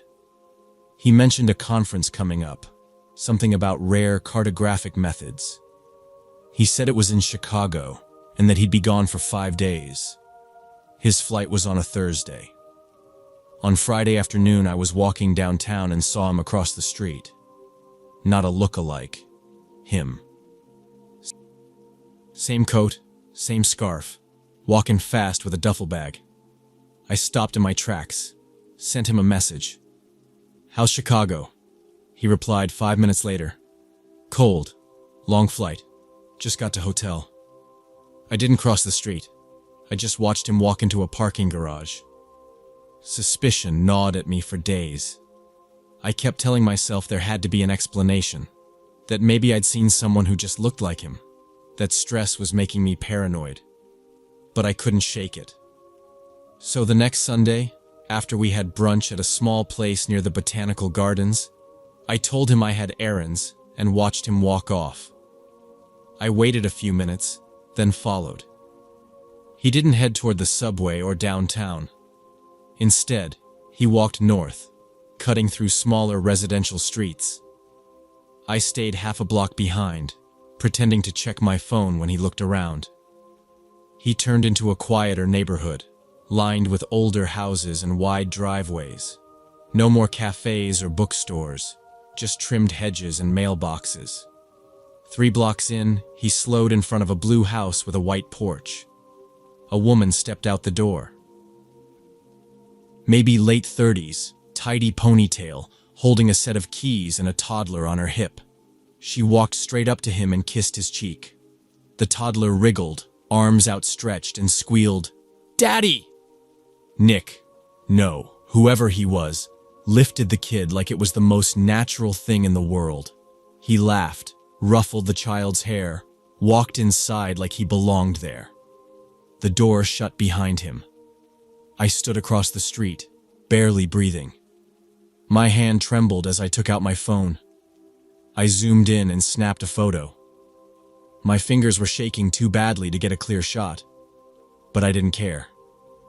Cold had nothing on what I felt inside. I turned and walked fast, not looking back. I waited until the next day to confront him. We met near the Riverwalk, a public place, neutral. He showed up with his usual relaxed smile like everything was fine. I didn't even sit. I pulled out my phone, showed him the photo. I didn't say anything at first, just stared. His face dropped. It wasn't shock. It was a pause, like someone deciding how much truth to surrender. Then he looked around, lowered his voice, and said, "Okay, you deserve to know." He told me his name wasn't Nick. It was Sam. The woman was his wife. The kid, his daughter. He claimed he wasn't lying to hurt me. Said he'd gotten mixed up in dangerous business years ago. Bad people. He had to fake his identity, live under the radar, move between cities. Said he couldn't tell anyone, not even me, because it would put everyone in danger. He made it sound like some action movie plot. Said the map thing was a front, real, but not the full truth. That the museums gave him work to keep him moving and under the radar. That his wife knew only part of it. I just stared. Everything I'd thought was real. The weekends, the gallery talks, the quotes, felt like they belonged to someone else. He reached for my hand. "I swear to you, none of it was fake. You're the only one I could really talk to. You're my safe place." I pulled away. Every part of me wanted to scream. Instead, I said, "Don't contact me again." He tried to follow as I walked off, calling my name, his fake name, but I didn't look back. I kept walking until I was out of view, then ducked into the first cafe I saw. Sat in a corner. I didn't cry. I didn't even order anything. I just sat. After that, I blocked every number I had for him. Phone, email, messenger, all of it. I changed my route to work, switched coffee shops, avoided bookstores for a while. I kept the photo though, not out of spite, just to remind myself. Sometimes lies come dressed like kindness. They bring flowers and remember your favorite song. But that doesn't make them less dangerous. What scared me wasn't the cheating. It was how easily I'd believed it all. How smooth the edits to his life story had been. A tweak here, a rewrite there, and I was hooked. That photo is still in my cloud folder. A blurry image of a stranger in a coat I used to love, smiling at the life he said he didn't have. It's not about revenge. It's about memory. Proof that romance can wear borrowed skin, and lies, no matter how sweet, grow fangs in the dark. If someone's story keeps rewriting itself, believe the red ink.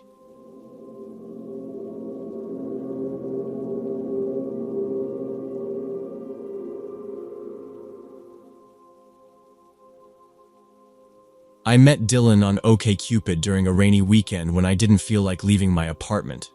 His profile wasn't anything crazy. Said he liked jogging, film festivals, and indie art shows. He had a goofy smile in all his pictures and sent haikus about pizza, which made me laugh more than I expected. I wasn't looking for anything serious, but after a few days of messages, he suggested lunch at this vegan cafe downtown. I agreed. Figured it was public enough and close to home.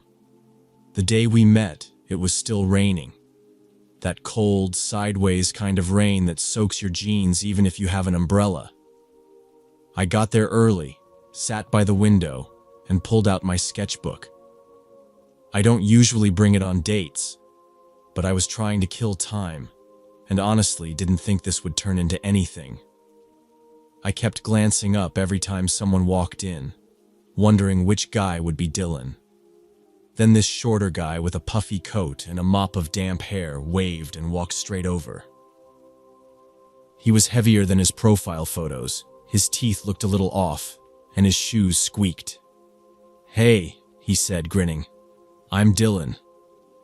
I tried not to react. I'd seen enough bad dates to know that first impressions weren't everything. He sat down across from me and pulled his hoodie off. I noticed his hands were trembling a little, like he was cold or nervous. We looked at the menu, mostly grain bowls, herbal teas, and a couple of cider options. He ordered a quinoa thing with kale and avocado, and a small batch hard cider. I got the same, minus the alcohol. I don't really drink in the middle of the day. He talked a lot. Started off with stories about the neighborhood he grew up in, how he used to sneak into art museums as a kid. He mentioned working part-time at a bookstore that I'd actually been to once or twice. I nodded, added a few comments here and there, but mostly just listened. Then he downed his cider in about 5 minutes and flagged the server for another. I was still halfway through mine. "Damn, you're hydrated," I joked, trying to keep it light. He laughed loud, too loud for the cafe, and wiped his mouth with the back of his hand. "Gotta keep the blood thin," he said. "Easier to deal with the cold." I wasn't sure what he meant, but he waved it off and kept talking. His stories started to shift. Still kind of charming, but messier. He talked about quitting a job suddenly because the manager looked at him funny. Said he once ghosted a roommate after an argument about dish soap. "People take soap too seriously," he said, smiling in a way that didn't quite match the story. I kept reminding myself not to judge on appearances. I'd had off days. He might just be nervous. And he really did like my sketchbook. Asked to see more of it, leaned in close while flipping through the pages. His breath smelled like cider and cinnamon gum. He pointed to one of the cityscapes I did from my fire escape and said, "You actually live there?" I nodded. He smiled. "Looks cozy." We were finishing our bowls by then. He asked if I ever let people see my studio in person. I hesitated. But it was raining harder now, and honestly, I didn't feel like sitting in a cafe with nowhere else to go. "Sure," I said. "It's not far." I grabbed my bag and sketchbook. He helped with my umbrella, but it got tangled in the door as we left.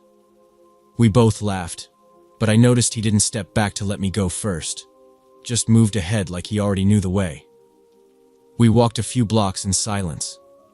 I tried to ask about the bookstore again, but he just mumbled something and changed the subject. Kept looking at his phone, checking the screen, and then sliding it back into his pocket. Once, I thought I heard a notification sound, but he didn't respond to it. My apartment was on the 3rd floor of a narrow walk-up. I buzzed us in and took the stairs 2 at a time, mostly to get out of the rain.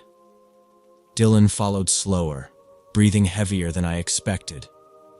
By the time he reached the top, he was wiping sweat off his forehead with the sleeve of his hoodie. Inside, I lit a candle, lavender and something herbal. The scent always helped me focus when I painted. I turned on the light over my work table. Canvases were stacked along the wall, brushes drying in a mason jar. Dylan walked in without asking, went straight to the table and started picking things up. "You paint with these? They look ancient." I nodded, taking off my coat, watching him more carefully now. He walked over to the window and looked out. "No curtains, huh?" he said. "You don't mind people watching in?" I didn't answer right away. Just walked over and gently moved one of my larger canvases out of his way.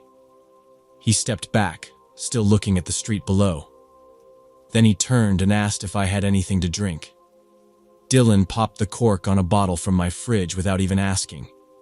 It was a cheap rosé I'd been saving to use in a still life setup. But before I could say anything, he took a big swig and winced like he wasn't expecting it to be sweet. "Not bad," he said, licking his lips. I didn't respond. I stood by the kitchen counter, watching the way his hand trembled just slightly as he poured another glass. He held it out to me, but I shook my head. He started slurring compliments, my art, my apartment, my eyes, all in a messy run-on sentence that didn't seem to care what order things were in. Then he leaned in, too close, trying to kiss me. I turned slightly, so it landed awkwardly on my cheek. "Hey," I said quietly. "That's a bit fast." I tried to keep my voice steady, not sharp, not challenging, just factual. His face changed. It crumpled like wet paper, folding into something small and tight. "Sorry," he mumbled, then staggered away from me like the air between us had pushed him. He went over to my bed, kicked his shoes off without asking, and flopped onto the duvet. I stood frozen for a second, then walked over, arms crossed. "Hey, can you sit up? I don't really want anyone lying there right now." He waved a hand, not looking at me. "I'm dizzy," he said. "Need a minute?" His voice had lost the joking tone. Now it sounded thick, slow, like he was sinking into the mattress. I heard the empty bottle roll and clink against the hardwood floor. I hadn't seen him drink that much, but now I started going back through it. 2 ciders at lunch, this wine, and maybe something before. My gut tensed. "Dylan," I said, more firm. "You should head out." I didn't yell. I didn't touch him. I just stood there, giving him space but drawing a line. That's when he exploded. He shot up on the bed and punched the pillow beside him hard. "Unbelievable," he shouted. "You dragged me here just to humiliate me?" I took a step back. "You think you're better than me because you draw stuff and light candles?" His voice was cracking now, more shrill than angry. I moved slowly toward the door, phone in hand, screen lit just in case. "No one dragged you here, Dylan. I thought we were just hanging out. But now, I need you to leave." He stood, fists clenched. "This is what you people do. You artists. You make people feel seen and then spit them out when it's inconvenient." He walked toward me, not fast, but close enough that I tensed. Then he turned sharply and stormed to the door, yanking it open so hard that it slammed into the wall with a loud crack. The hallway light flickered for a second, just one blink, and he was gone. The door slammed behind him like a gunshot. I stood still for a long moment, listening for footsteps. Nothing. Just silence. And the smell of spilled cider on my floor. I locked the door, then double-checked it, then finally dropped onto the couch. My heart was still pounding like a slow drum in my ears. I stared at the wine bottle still lying sideways on the floor and didn't move to pick it up. I just sat there, letting the quiet settle back over everything. 2 weeks later, he emailed. The subject line was just, "I'm sorry." The message was long, rambling, and filled with excuses. He blamed everything on personal demons and said he was going through something heavy. He thanked me for being kind and said he'd been out of control, but he was trying to get help now. "I hope someday you'll understand," he wrote. "You're the most authentic person I've met in years." I read it once, then again. I didn't reply that day. I waited until the next morning and sent something short. "I wish you well, but I need to keep this boundary. Please don't contact me again." I didn't block him. I didn't need to. He never wrote back. Now I always do a video call before meeting anyone. I don't invite people over on the first date, and I don't keep alcohol within reach. Maybe it's overcautious, but I don't care. It's not about fear. It's about space. My space. Where the light falls exactly where I want it. Where the brush is dry in their jar, and the lavender doesn't mix with the sharp tang of cider. Pictures can lie, but slurred words, slammed doors, and clenched fists? Those don't lie. They show you everything you need to know.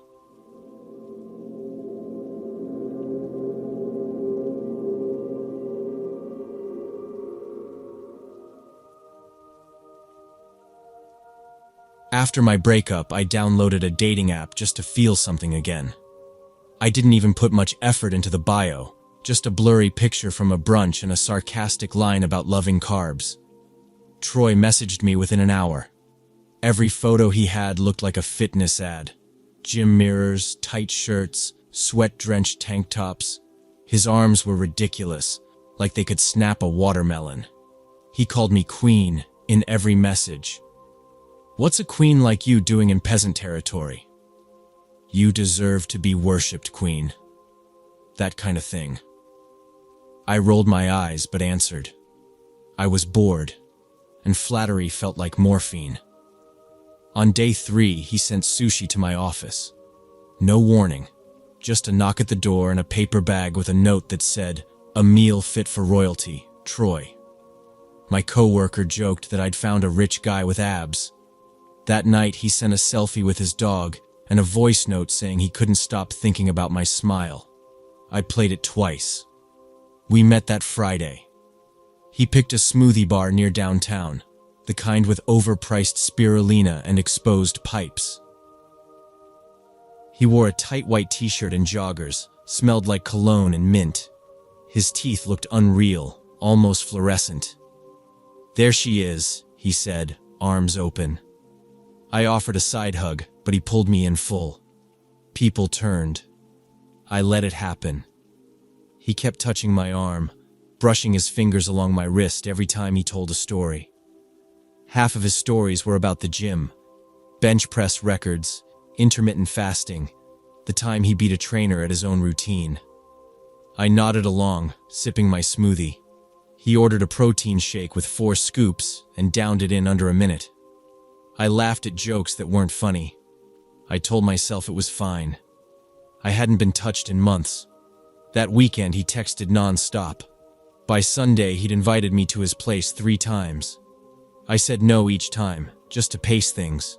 But by Monday, I was sitting in the passenger seat of his truck while he drove us to his loft. It was in one of those refurbished buildings near the warehouse district. High ceilings, gym equipment against one wall, a couch that looked barely used. "You like incense?" he asked. I said sure, and he lit one that smelled like licorice and burnt wood. We watched a movie, some action thing, and he kept pausing to talk over it. His hand was always somewhere, on my back, knee, neck. I left at midnight and he texted, "Already miss you, queen," before I got to my car. By the end of that week, I'd seen him 4 nights out of 7. He cooked eggs in coconut oil, insisted I try his supplements, sent voice notes that started sweet but turned sharp if I didn't answer right away. "Hope you're not ignoring your king," he said once, laughing, but not really laughing. I brushed it off. The next week, I said I had to skip a night because I was exhausted. He replied with a string of messages. "Okay. Then, just thought we had something." Then, a 30-second voice note where he sounded half asleep, half drunk, saying he felt like I was slipping away. I told myself it was just intensity, just passion, just something I wasn't used to. Everyone's got their quirks. I didn't want to be cold. One night he showed up at my place with a brown paper bag and said, "Time to chill hard." Inside was a pack of pre-rolls and a bottle of wine. I let him in. We sat on the floor because he said the couch was bad for posture. He lit one of the joints, passed it to me and asked, "So, how many guys have you slept with?" I blinked. "What?" He exhaled smoke slowly. "Just wondering. Don't make it weird. You can tell me." I gave a vague answer. "A few. Normal stuff." His eyes narrowed. "What's normal?" I laughed a little, trying to lighten the air. "I don't know. Not that many." "Why?" He stared at me, jaw clenched, veins showing in his arms like they were trying to break out of his skin. "You hesitated." I shrugged. "It's a weird question. He nodded, but didn't look away. I picked at the label on the wine bottle. He tapped his fingers on his knee, quick and stiff. I said I was hungry and stood up. He didn't move. I went to the kitchen, pretending to look for snacks, just to breathe. From the corner of my eye, I saw him still sitting there, watching me. He didn't blink. I opened the fridge, grabbed an old yogurt, and turned to offer him one. He shook his head slowly, like I'd insulted him. "You think I care about yogurt right now?" I put it back. I wanted him to leave. I said I had an early morning. He didn't move at first, just sat there with his arms crossed, then finally stood up and walked past me. At the door, he turned. "Don't lie to me," he said. Then he left. At our next meet, his eyes looked glassy, like he hadn't slept or had taken something. His jaw was tight, grinding. He didn't smile when he picked me up, just nodded. I asked if everything was okay, and he muttered, "Yeah, peachy," and revved the engine harder than needed. He said we were going on a romantic hike, something secluded and peaceful. But on the drive there, he gripped the steering wheel like it had insulted him, knuckles white, shoulders tense. He snapped at GPS directions, took turns too fast. I tried to lighten the mood, asked if he brought water or snacks. "You always need something," he said, not even looking at me. The car reeked faintly of weed and sweat. Halfway to the trailhead, he pulled off near a turnout, said he couldn't focus. He leaned back, eyes closed, then sat forward suddenly. "You're off today," he said. "Your energy's off. It's like you brought some curse with you." I thought he was joking, but he kept going. "Back at your place, you were weird. Since then, everything's gone bad. I couldn't even finish my lifts yesterday. It's like you took something from me."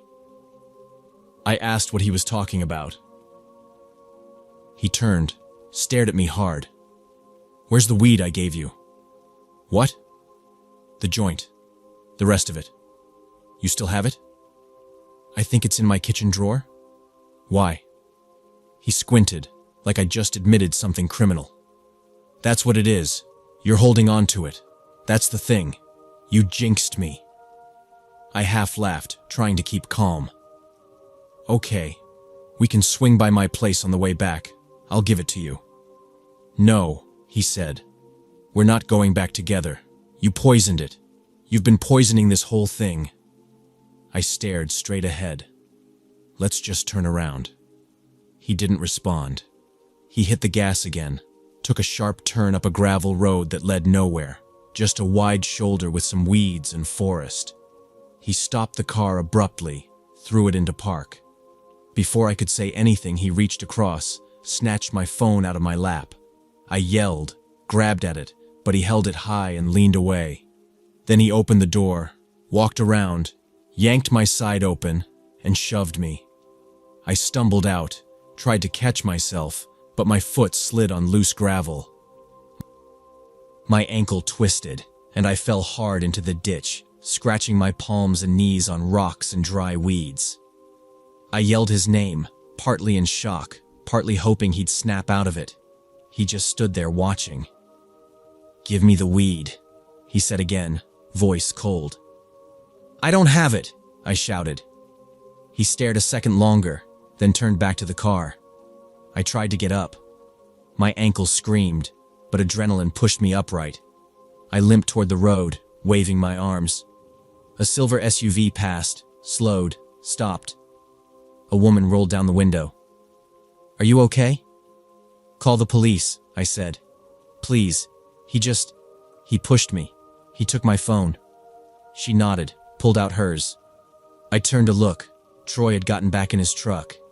As I watched, he gunned the engine, peeled out, gravel spraying everywhere, and disappeared back down the hill. Police came 10 minutes later, sirens blaring, lights flickering over trees and pavement. They took my name, asked what happened. I pointed at my ankle, showed them the scratches, described his truck, gave his full name. One officer wrote fast while the other kept scanning the road. My hands wouldn't stop shaking. They gave me water, then drove me back to town to file a formal statement. The detective called me 2 days later, said Troy had a record, not just a small one. Assault, stalking, theft, something about extortion. A whole string of incidents across 3 states. Nothing ever seemed to stick for long. One woman dropped charges, another disappeared off the radar. My stomach dropped listening. He was picked up a week later in a different county. When they found him, he had my phone, plus 3 more, all logged in under different fake names. They searched his apartment, found burner phones, SIM cards, a list of women's names with dates and notes. Mine was near the top. They offered a deal. Drop the charges, and he'd give me compensation. New phone, some cash, a promise to disappear. I said no. Court was hell.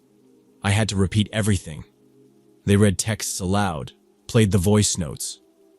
He sat there in a suit, still trying to look charming, like none of it mattered. His lawyer tried to say I was emotionally unstable. I kept showing up anyway.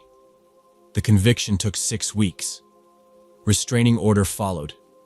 It was pages long, full of legal language and jurisdiction rules. My lawyer called it airtight. I locked down all my accounts, changed numbers, got new locks. It didn't feel like victory, just relief. Now I watch people closer. I don't ignore weird questions or tighten my gut to keep the peace. I still remember the way he stared that night by the ditch. How fast it all turned. Compliments can coat poison. Watch the dosage. Don't explain away the first warning. I don't. Not anymore.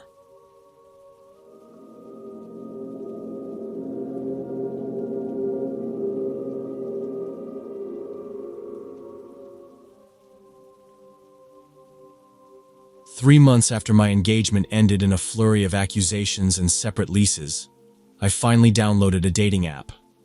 I wasn't exactly excited. More like numb and bored. I figured some new conversations couldn't hurt. After a few dry exchanges and awkward small talk, I matched with Casey. She had bright eyes in her photos, wore scrubs in one, and her bio just said, night shift nurse, coffee addict, Law and Order nerd. Her first message wasn't hey or wide, like most people.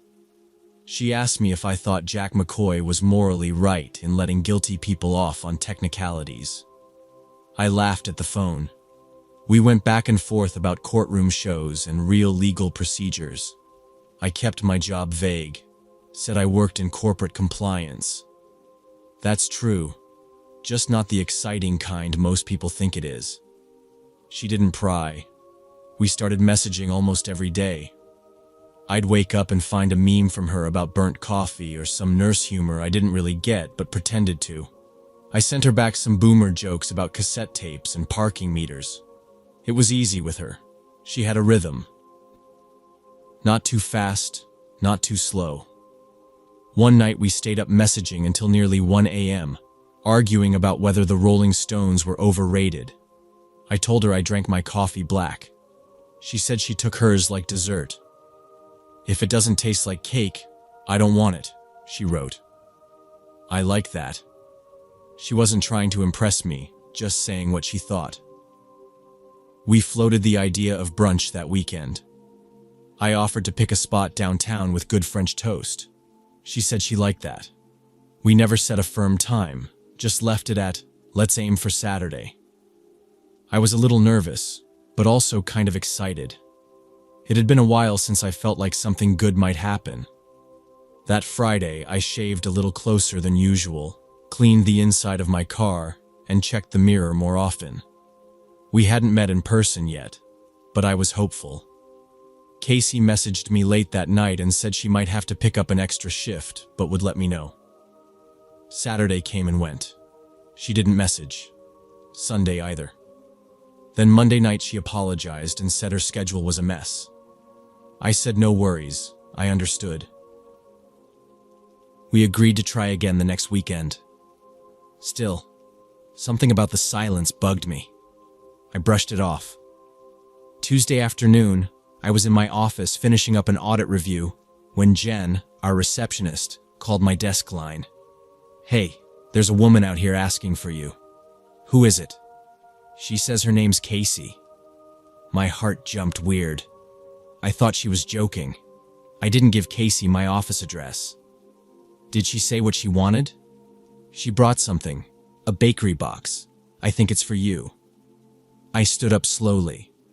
My brain felt disconnected. I walked to the front, and there she was. Just like the photos, only a little taller than I expected. Brown ponytail, navy scrubs, sneakers with little sunflowers. She smiled like we were already friends. The bakery box was pink, white ribbon tied neatly. "Hey, I was in the area and thought I'd surprise you." I looked at the box. My name was spelled out in white icing on a single cupcake. My throat closed a little. I nodded politely. "Hey, thanks. This is really thoughtful, but I didn't expect you here. My work's kind of strict about visitors." "Oh, totally, I get that," she said, laughing.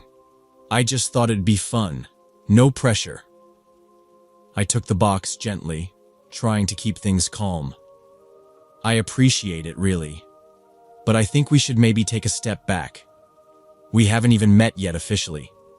Popping in like this isn't super comfortable for me." Her smile didn't move. "Of course, totally. I get it.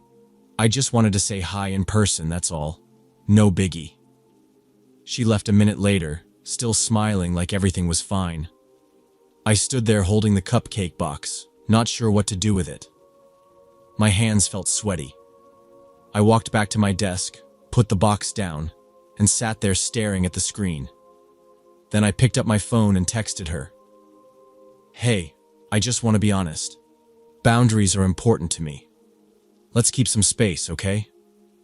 The next morning, before I even made it to my desk, my phone buzzed. It was the building's security desk. The voice on the line was polite but firm. "Sir, there's a woman downstairs asking for you. Says her name is Casey." I froze. I didn't respond right away, just stared out the window like the answer might be hiding in the skyline. My mouth went dry. "Don't let her up," I finally said. "Tell her I'm not available." I didn't go down. I didn't even look out the window to see if I could spot her. I waited, heart tapping out an anxious rhythm. After about 10 minutes, I got a message from her. "Really? You're ghosting me after everything we talked about?" I didn't respond. Then came a second one. "I know where your heart is. This is just fear talking." I put my phone on silent and focused on my work, or tried to. An hour later, Jen from the front desk came to my cubicle, confused and a little awkward. "Hey, someone named Casey emailed the front desk account. She's asking for you. She said you promised to marry her?" I stared at her. "Wait, what?" "Yeah. She said you ghosted her and that she's trying to reconnect." The word turned my stomach. I told Jen everything was fine and to ignore it.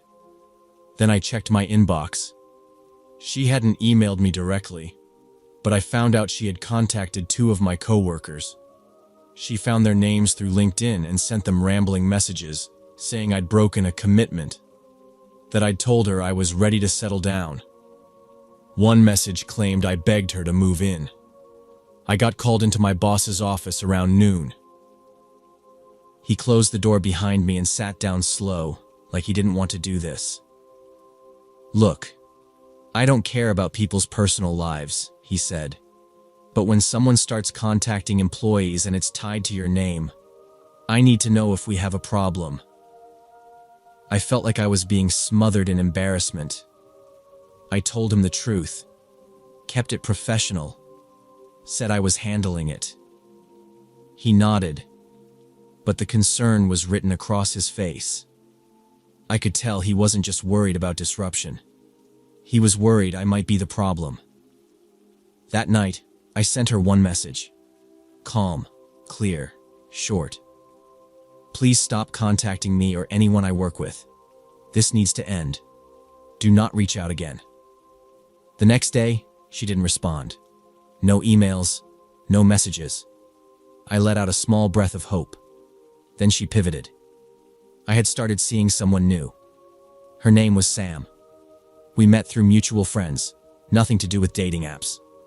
We kept it low-key. Dinners, a few walks in the park, slowly figuring each other out. I hadn't posted anything about it. Somehow, Casey found out. The first text came from a number I didn't recognize.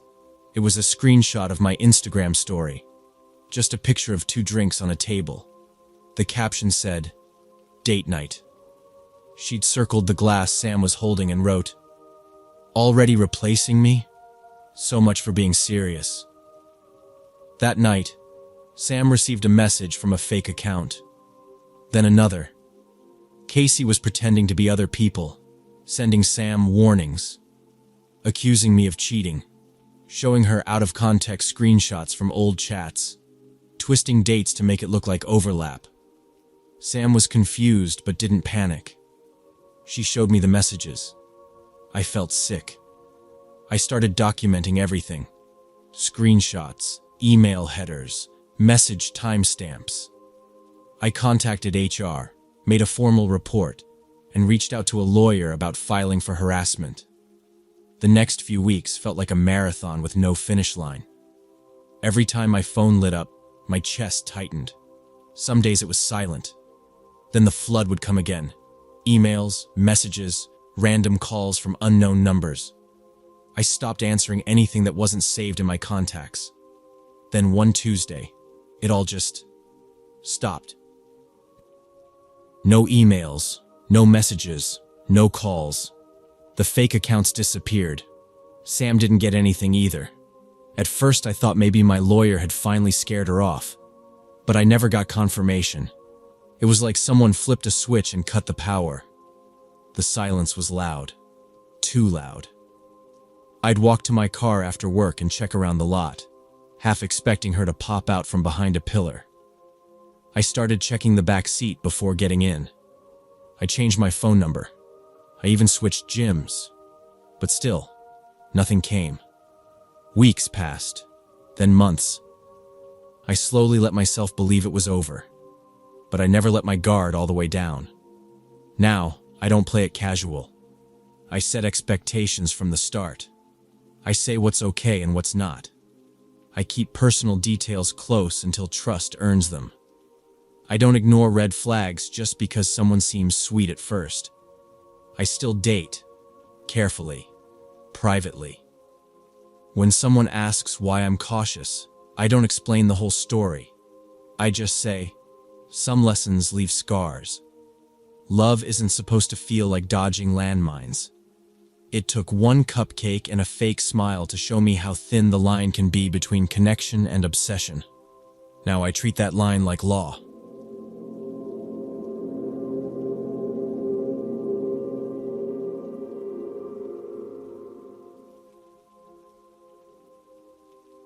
After grading exams all week, I just needed to be outside. My head was full of red ink and half-formed arguments from students who didn't bother with punctuation. I went on an app I barely used and matched with a guy named Thomas. His profile was all trees and quotes from Rilke. The poems weren't good, but they weren't offensive either. He messaged first, something about how oaks were Earth's arms reaching for sun. It was awkward, but polite. He suggested we go for a walk in Riverside Park, early in the morning when it's quiet and cool. I said yes because it was either that or scroll through more papers with titles like Why Hamlet Was Just Sad. He was already at the fountain when I arrived, standing stiff like he didn't know where to put his hands. He wore this threadbare blazer that looked like it had survived a few decades and a shoulder bag with a fraying strap. His shoes were scuffed but polished, like he cared, just didn't have new ones. The first thing I noticed was the crystal hanging from a chain in his fingers. He was swinging it slowly, just watching the sun bounce off it. He looked up and smiled. It was too quick, didn't reach his eyes. He said, "You came," like I'd done him a favor. I said, "Yeah, it's a nice day," and immediately regretted how flat I sounded. But he nodded like I'd said something deep. We started walking along the path near the river. It was barely 8 a.m., so only a few joggers passed us. The trees gave off that early morning damp smell, earthy, green, kind of moldy if you breathed too deep. He talked about birds at first. He pointed out a warbler and told me its call was a form of emotional honesty. I didn't say much, just nodded. The birds actually chirped louder than he spoke. He walked close, not touching, but closer than strangers do. His pendulum swung as he moved. It caught sunlight and flickered like a bug in my peripheral vision. His pace was uneven.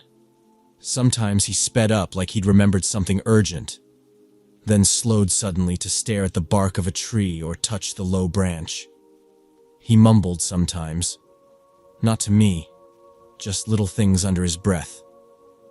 I thought maybe he was reciting poetry. 10 minutes in, right near the dog run, he stopped walking and faced me. "You have a violet aura," he said, like it was weather news. I raised an eyebrow. "With a streak of sorrow," he added, holding up the crystal. It swung in little circles. "You carry it in your chest." I half smiled. It was one of those moments where you pretend to get the joke even if there isn't one. "Cool," I said, dragging the word out like I was reading it off a menu. He didn't smile back. Instead, he tilted his head and narrowed his eyes a little, like he was trying to read something behind me. "A traffic accident will test your faith," he said. Then he started walking again before I could respond. He didn't look back to see if I was following.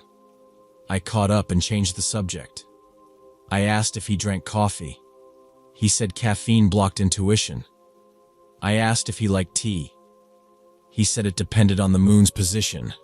So I stopped asking questions and just nodded whenever he said something vague. He touched every bench we passed.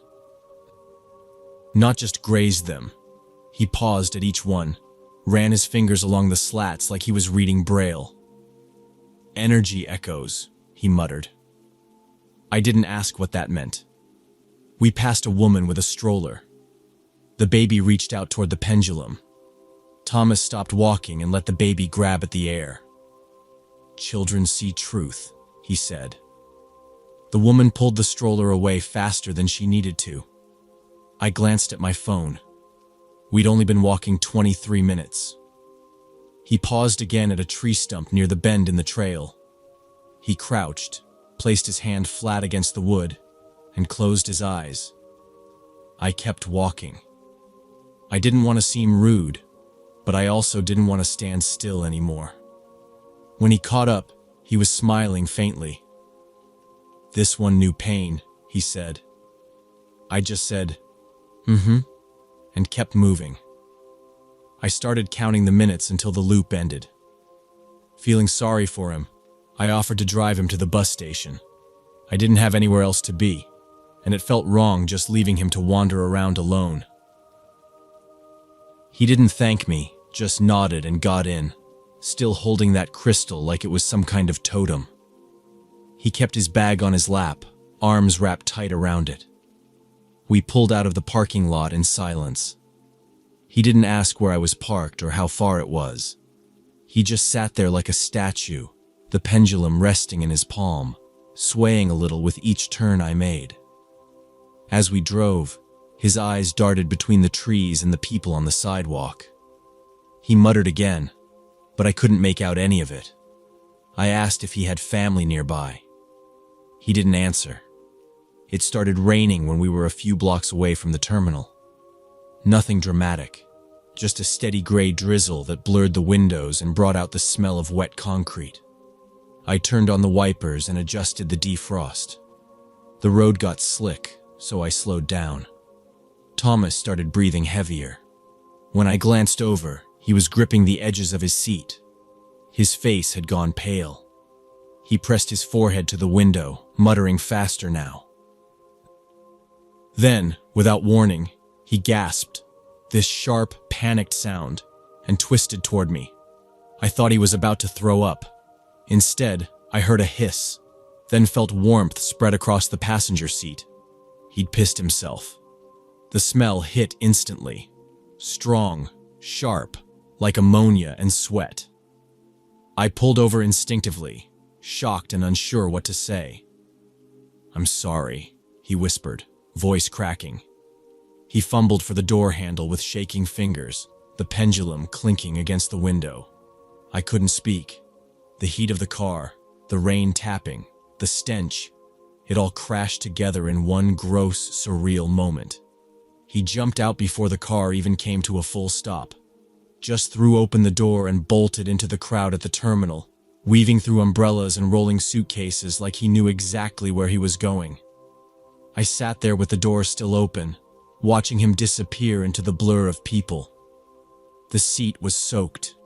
A dark stain spread across the fabric. I reached over and shut the door, more from reflex than thought. Embarrassment, disgust, and pity all tangled up. I didn't know which one was louder. I rolled down both windows and drove to the nearest detailing shop with one hand on the steering wheel and the other hovering near the AC, trying to circulate the air. The guy behind the counter winced the moment he leaned into the open door. "Yeah, that'll be extra," he said, without asking for an explanation. The quote he gave me made my stomach flip again. But I handed over my card, nodded, and left the car there for the day. I walked home in the rain, head low. My clothes stuck to me by the time I reached my building. The smell lingered in my nose like it had settled there for good. I scrubbed my hands twice, then again before bed. I still tasted it in the back of my throat. That night, I deleted the app. Just opened it, hit uninstall, and didn't even read the pop-up confirmation. It wasn't fear. Not really. Just exhaustion. Quirky's fine when it means someone collects old postcards or hums to themselves. But crystals and aura talk aside, that wasn't charm. That was something else. Something that seeps out sideways. Something that shows up with stains and mutters. Empathy matters. I still believe that. But not at the cost of your own comfort. Or your car's upholstery. Some warnings don't come with thunder or flashing lights. Sometimes the universe doesn't whisper through violet auras. Sometimes it just leaves you with a smell you can't forget.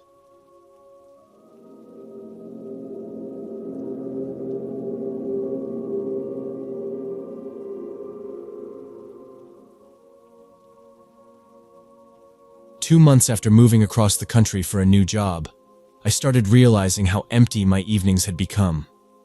I knew no one in the city, my coworkers were polite but distant, and I found myself eating microwave dinners while watching reruns with no one to talk to. That's probably why I messaged Nick back so quickly. His profile was simple. Freelance photographer, lover of cities, travels light. But his pictures were charming. Candid shots of street dogs, neon diners, rusted fire escapes. Something about the way he captured small things made me think he noticed details others missed. We met at a cafe 2 blocks from my apartment. He was already at a table, reading something in a battered paperback. "Chekhov," he said when I sat down. "Stories, not plays. Always stories." I smiled, unsure what to say, but he kept the conversation moving with ease. He asked about my work, how I liked the city, if I'd always wanted to work in design. I asked about photography, and he launched into stories. Weddings in Mexico, street portraits in Detroit, a night spent camping behind a gas station in Arizona.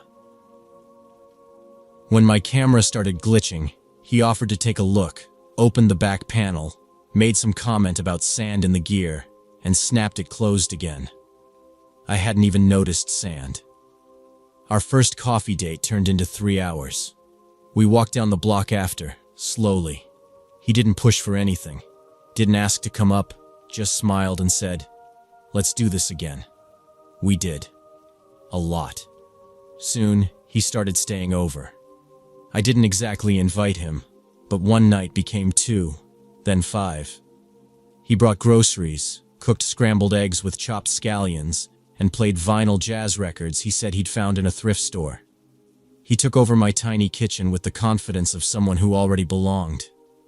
His clothes started mixing in with mine on the drying rack.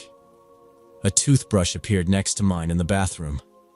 He laughed often, loudly, not in a performative way, just open. It filled my one bedroom better than any decoration or furniture ever could. He never complained about anything. When my radiator banged at night, he said it sounded like a heartbeat. When the light above the stove flickered, he claimed it was atmosphere. He kept things light. I noticed early on that he didn't answer calls in front of me. His phone would buzz, and he'd glance at it, sometimes excuse himself. Once or twice I asked who it was, and he just shrugged. Client stuff. Usually annoying. I didn't push. I dated controlling people before, and didn't want to become one of them. But it stayed in the back of my mind. When we were watching movies or cooking, he kept his phone face down. Once, while he was showering, I glanced at the screen and saw a bunch of notifications from names I didn't recognize. Just initials, mostly. RT. J. Nothing unusual, but nothing familiar either. Still, he was always around, always helpful. My apartment finally felt like a home. So I let it go. That's why I didn't ask many questions when his work didn't seem to line up. He said he shot portraits and events, but I never saw him editing photos or sending anything to clients. When I offered to help with invoicing, design a better template or whatever, he waved me off. "They pay me in chunks," he said. "It's all kinda irregular. Depends on their budget cycles." Sounded plausible enough, but paychecks never came. He never seemed to have cash either. Once or twice he used my card to grab groceries while I was stuck on calls.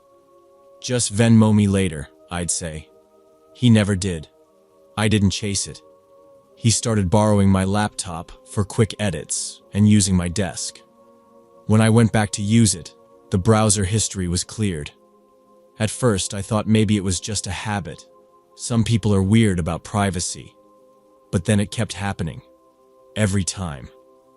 Once, I caught him closing a window as I walked in. He smiled too quickly. "Just looking up lens prices," he said. "I might sell one of mine. Need a new telephoto." I didn't argue, but I opened a new browser tab and typed the letter F to see if it would auto-complete to Facebook. Nothing. Just blank suggestions, like he'd scrubbed it. Every time. He always left my place in the afternoons, saying he had shoots to do. "Downtown today," he said once, grabbing his camera bag and slipping out the door without even finishing his coffee. Some architecture stuff. That afternoon, I went to hang up my coat and noticed the closet door wasn't fully closed. Inside, wedged between my laundry basket and some old boxes, was something I hadn't seen before. A medium-sized hard plastic box with reinforced corners. It was locked with a padlock.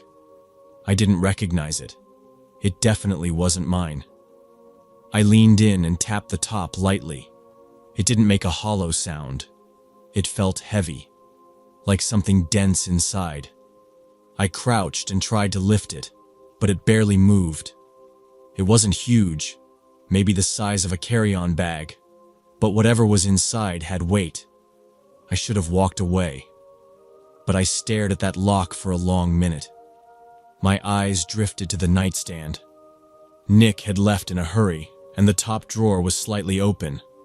Inside, something metallic caught the light. A small, dull key sat next to his lighter and a flash drive. I walked over and picked it up. It felt ordinary.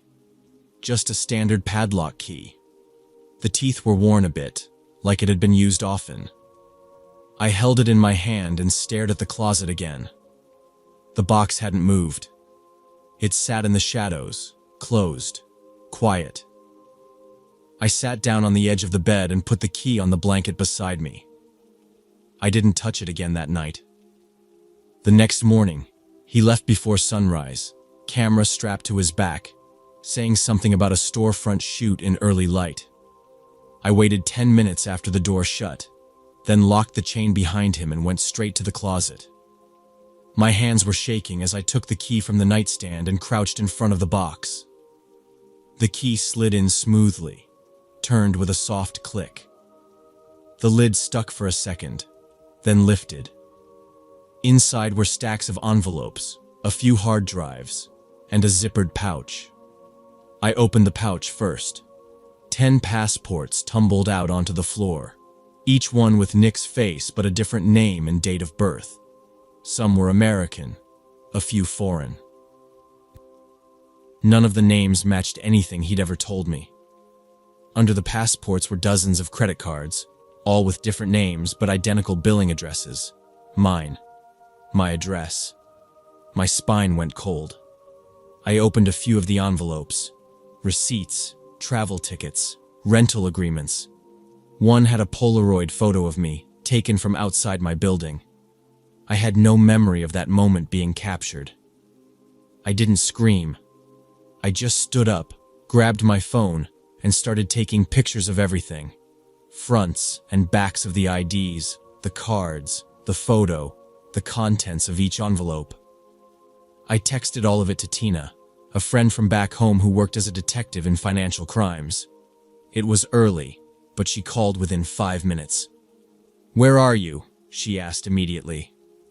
I told her. She asked for the names from the passports. I read them off, my voice hollow.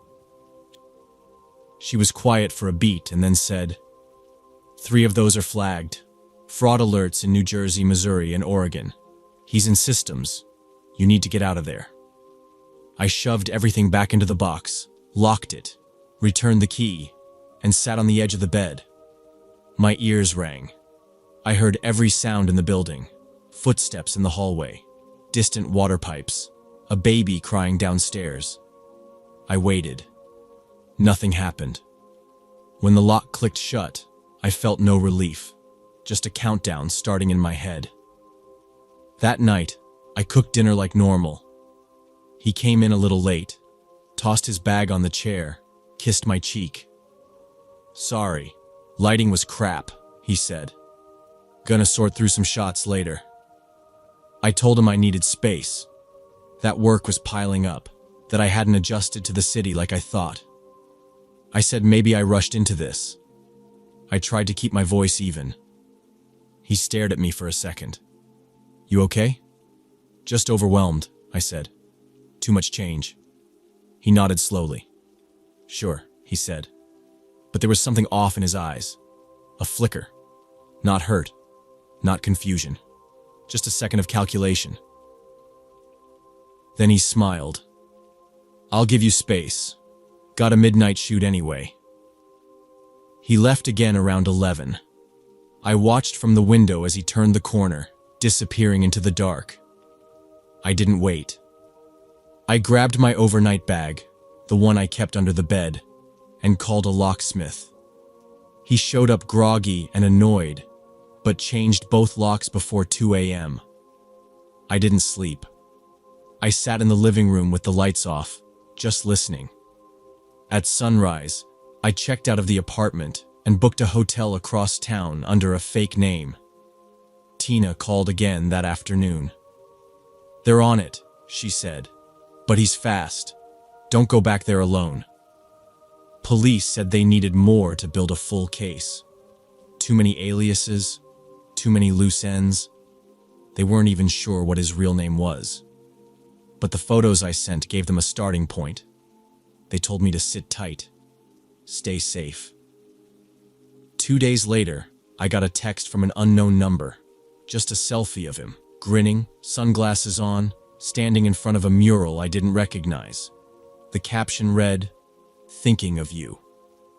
GPS data on the photo, Tina said, placed it in a city 4 states away. They found a hotel bill under one of the stolen names 2 days after that. By the time agents got there, he was gone. They recovered a few burner phones, a list of names, a fake press ID. I went back to the apartment once, escorted. I packed everything and left within the hour. I haven't lived alone since. Tina called again 3 weeks later. "You helped more than you know," she said. Turns out he'd been running scams for nearly a decade. Stolen identities, romance fraud, credit card skimming. My apartment had been a safe house. My Wi-Fi, his free net. My name, another shell to use. They didn't get him yet, but they said they were closer than they'd ever been. I wasn't the first, they said. Might not be the last. I still live in the city. Different apartment, different name on the buzzer. I check every window before bed, every bolt. I don't answer numbers I don't know. I don't let people borrow my laptop. Love shouldn't feel like surveillance, but sometimes it has to. I keep a photo of that padlocked box in my phone, just in case I ever need to remember what trust can hide. People talk about baggage like it's just emotional, but sometimes it's real. Sometimes it's a hard plastic case in your closet, full of other people's lives, and if you're not paying attention, yours might be next.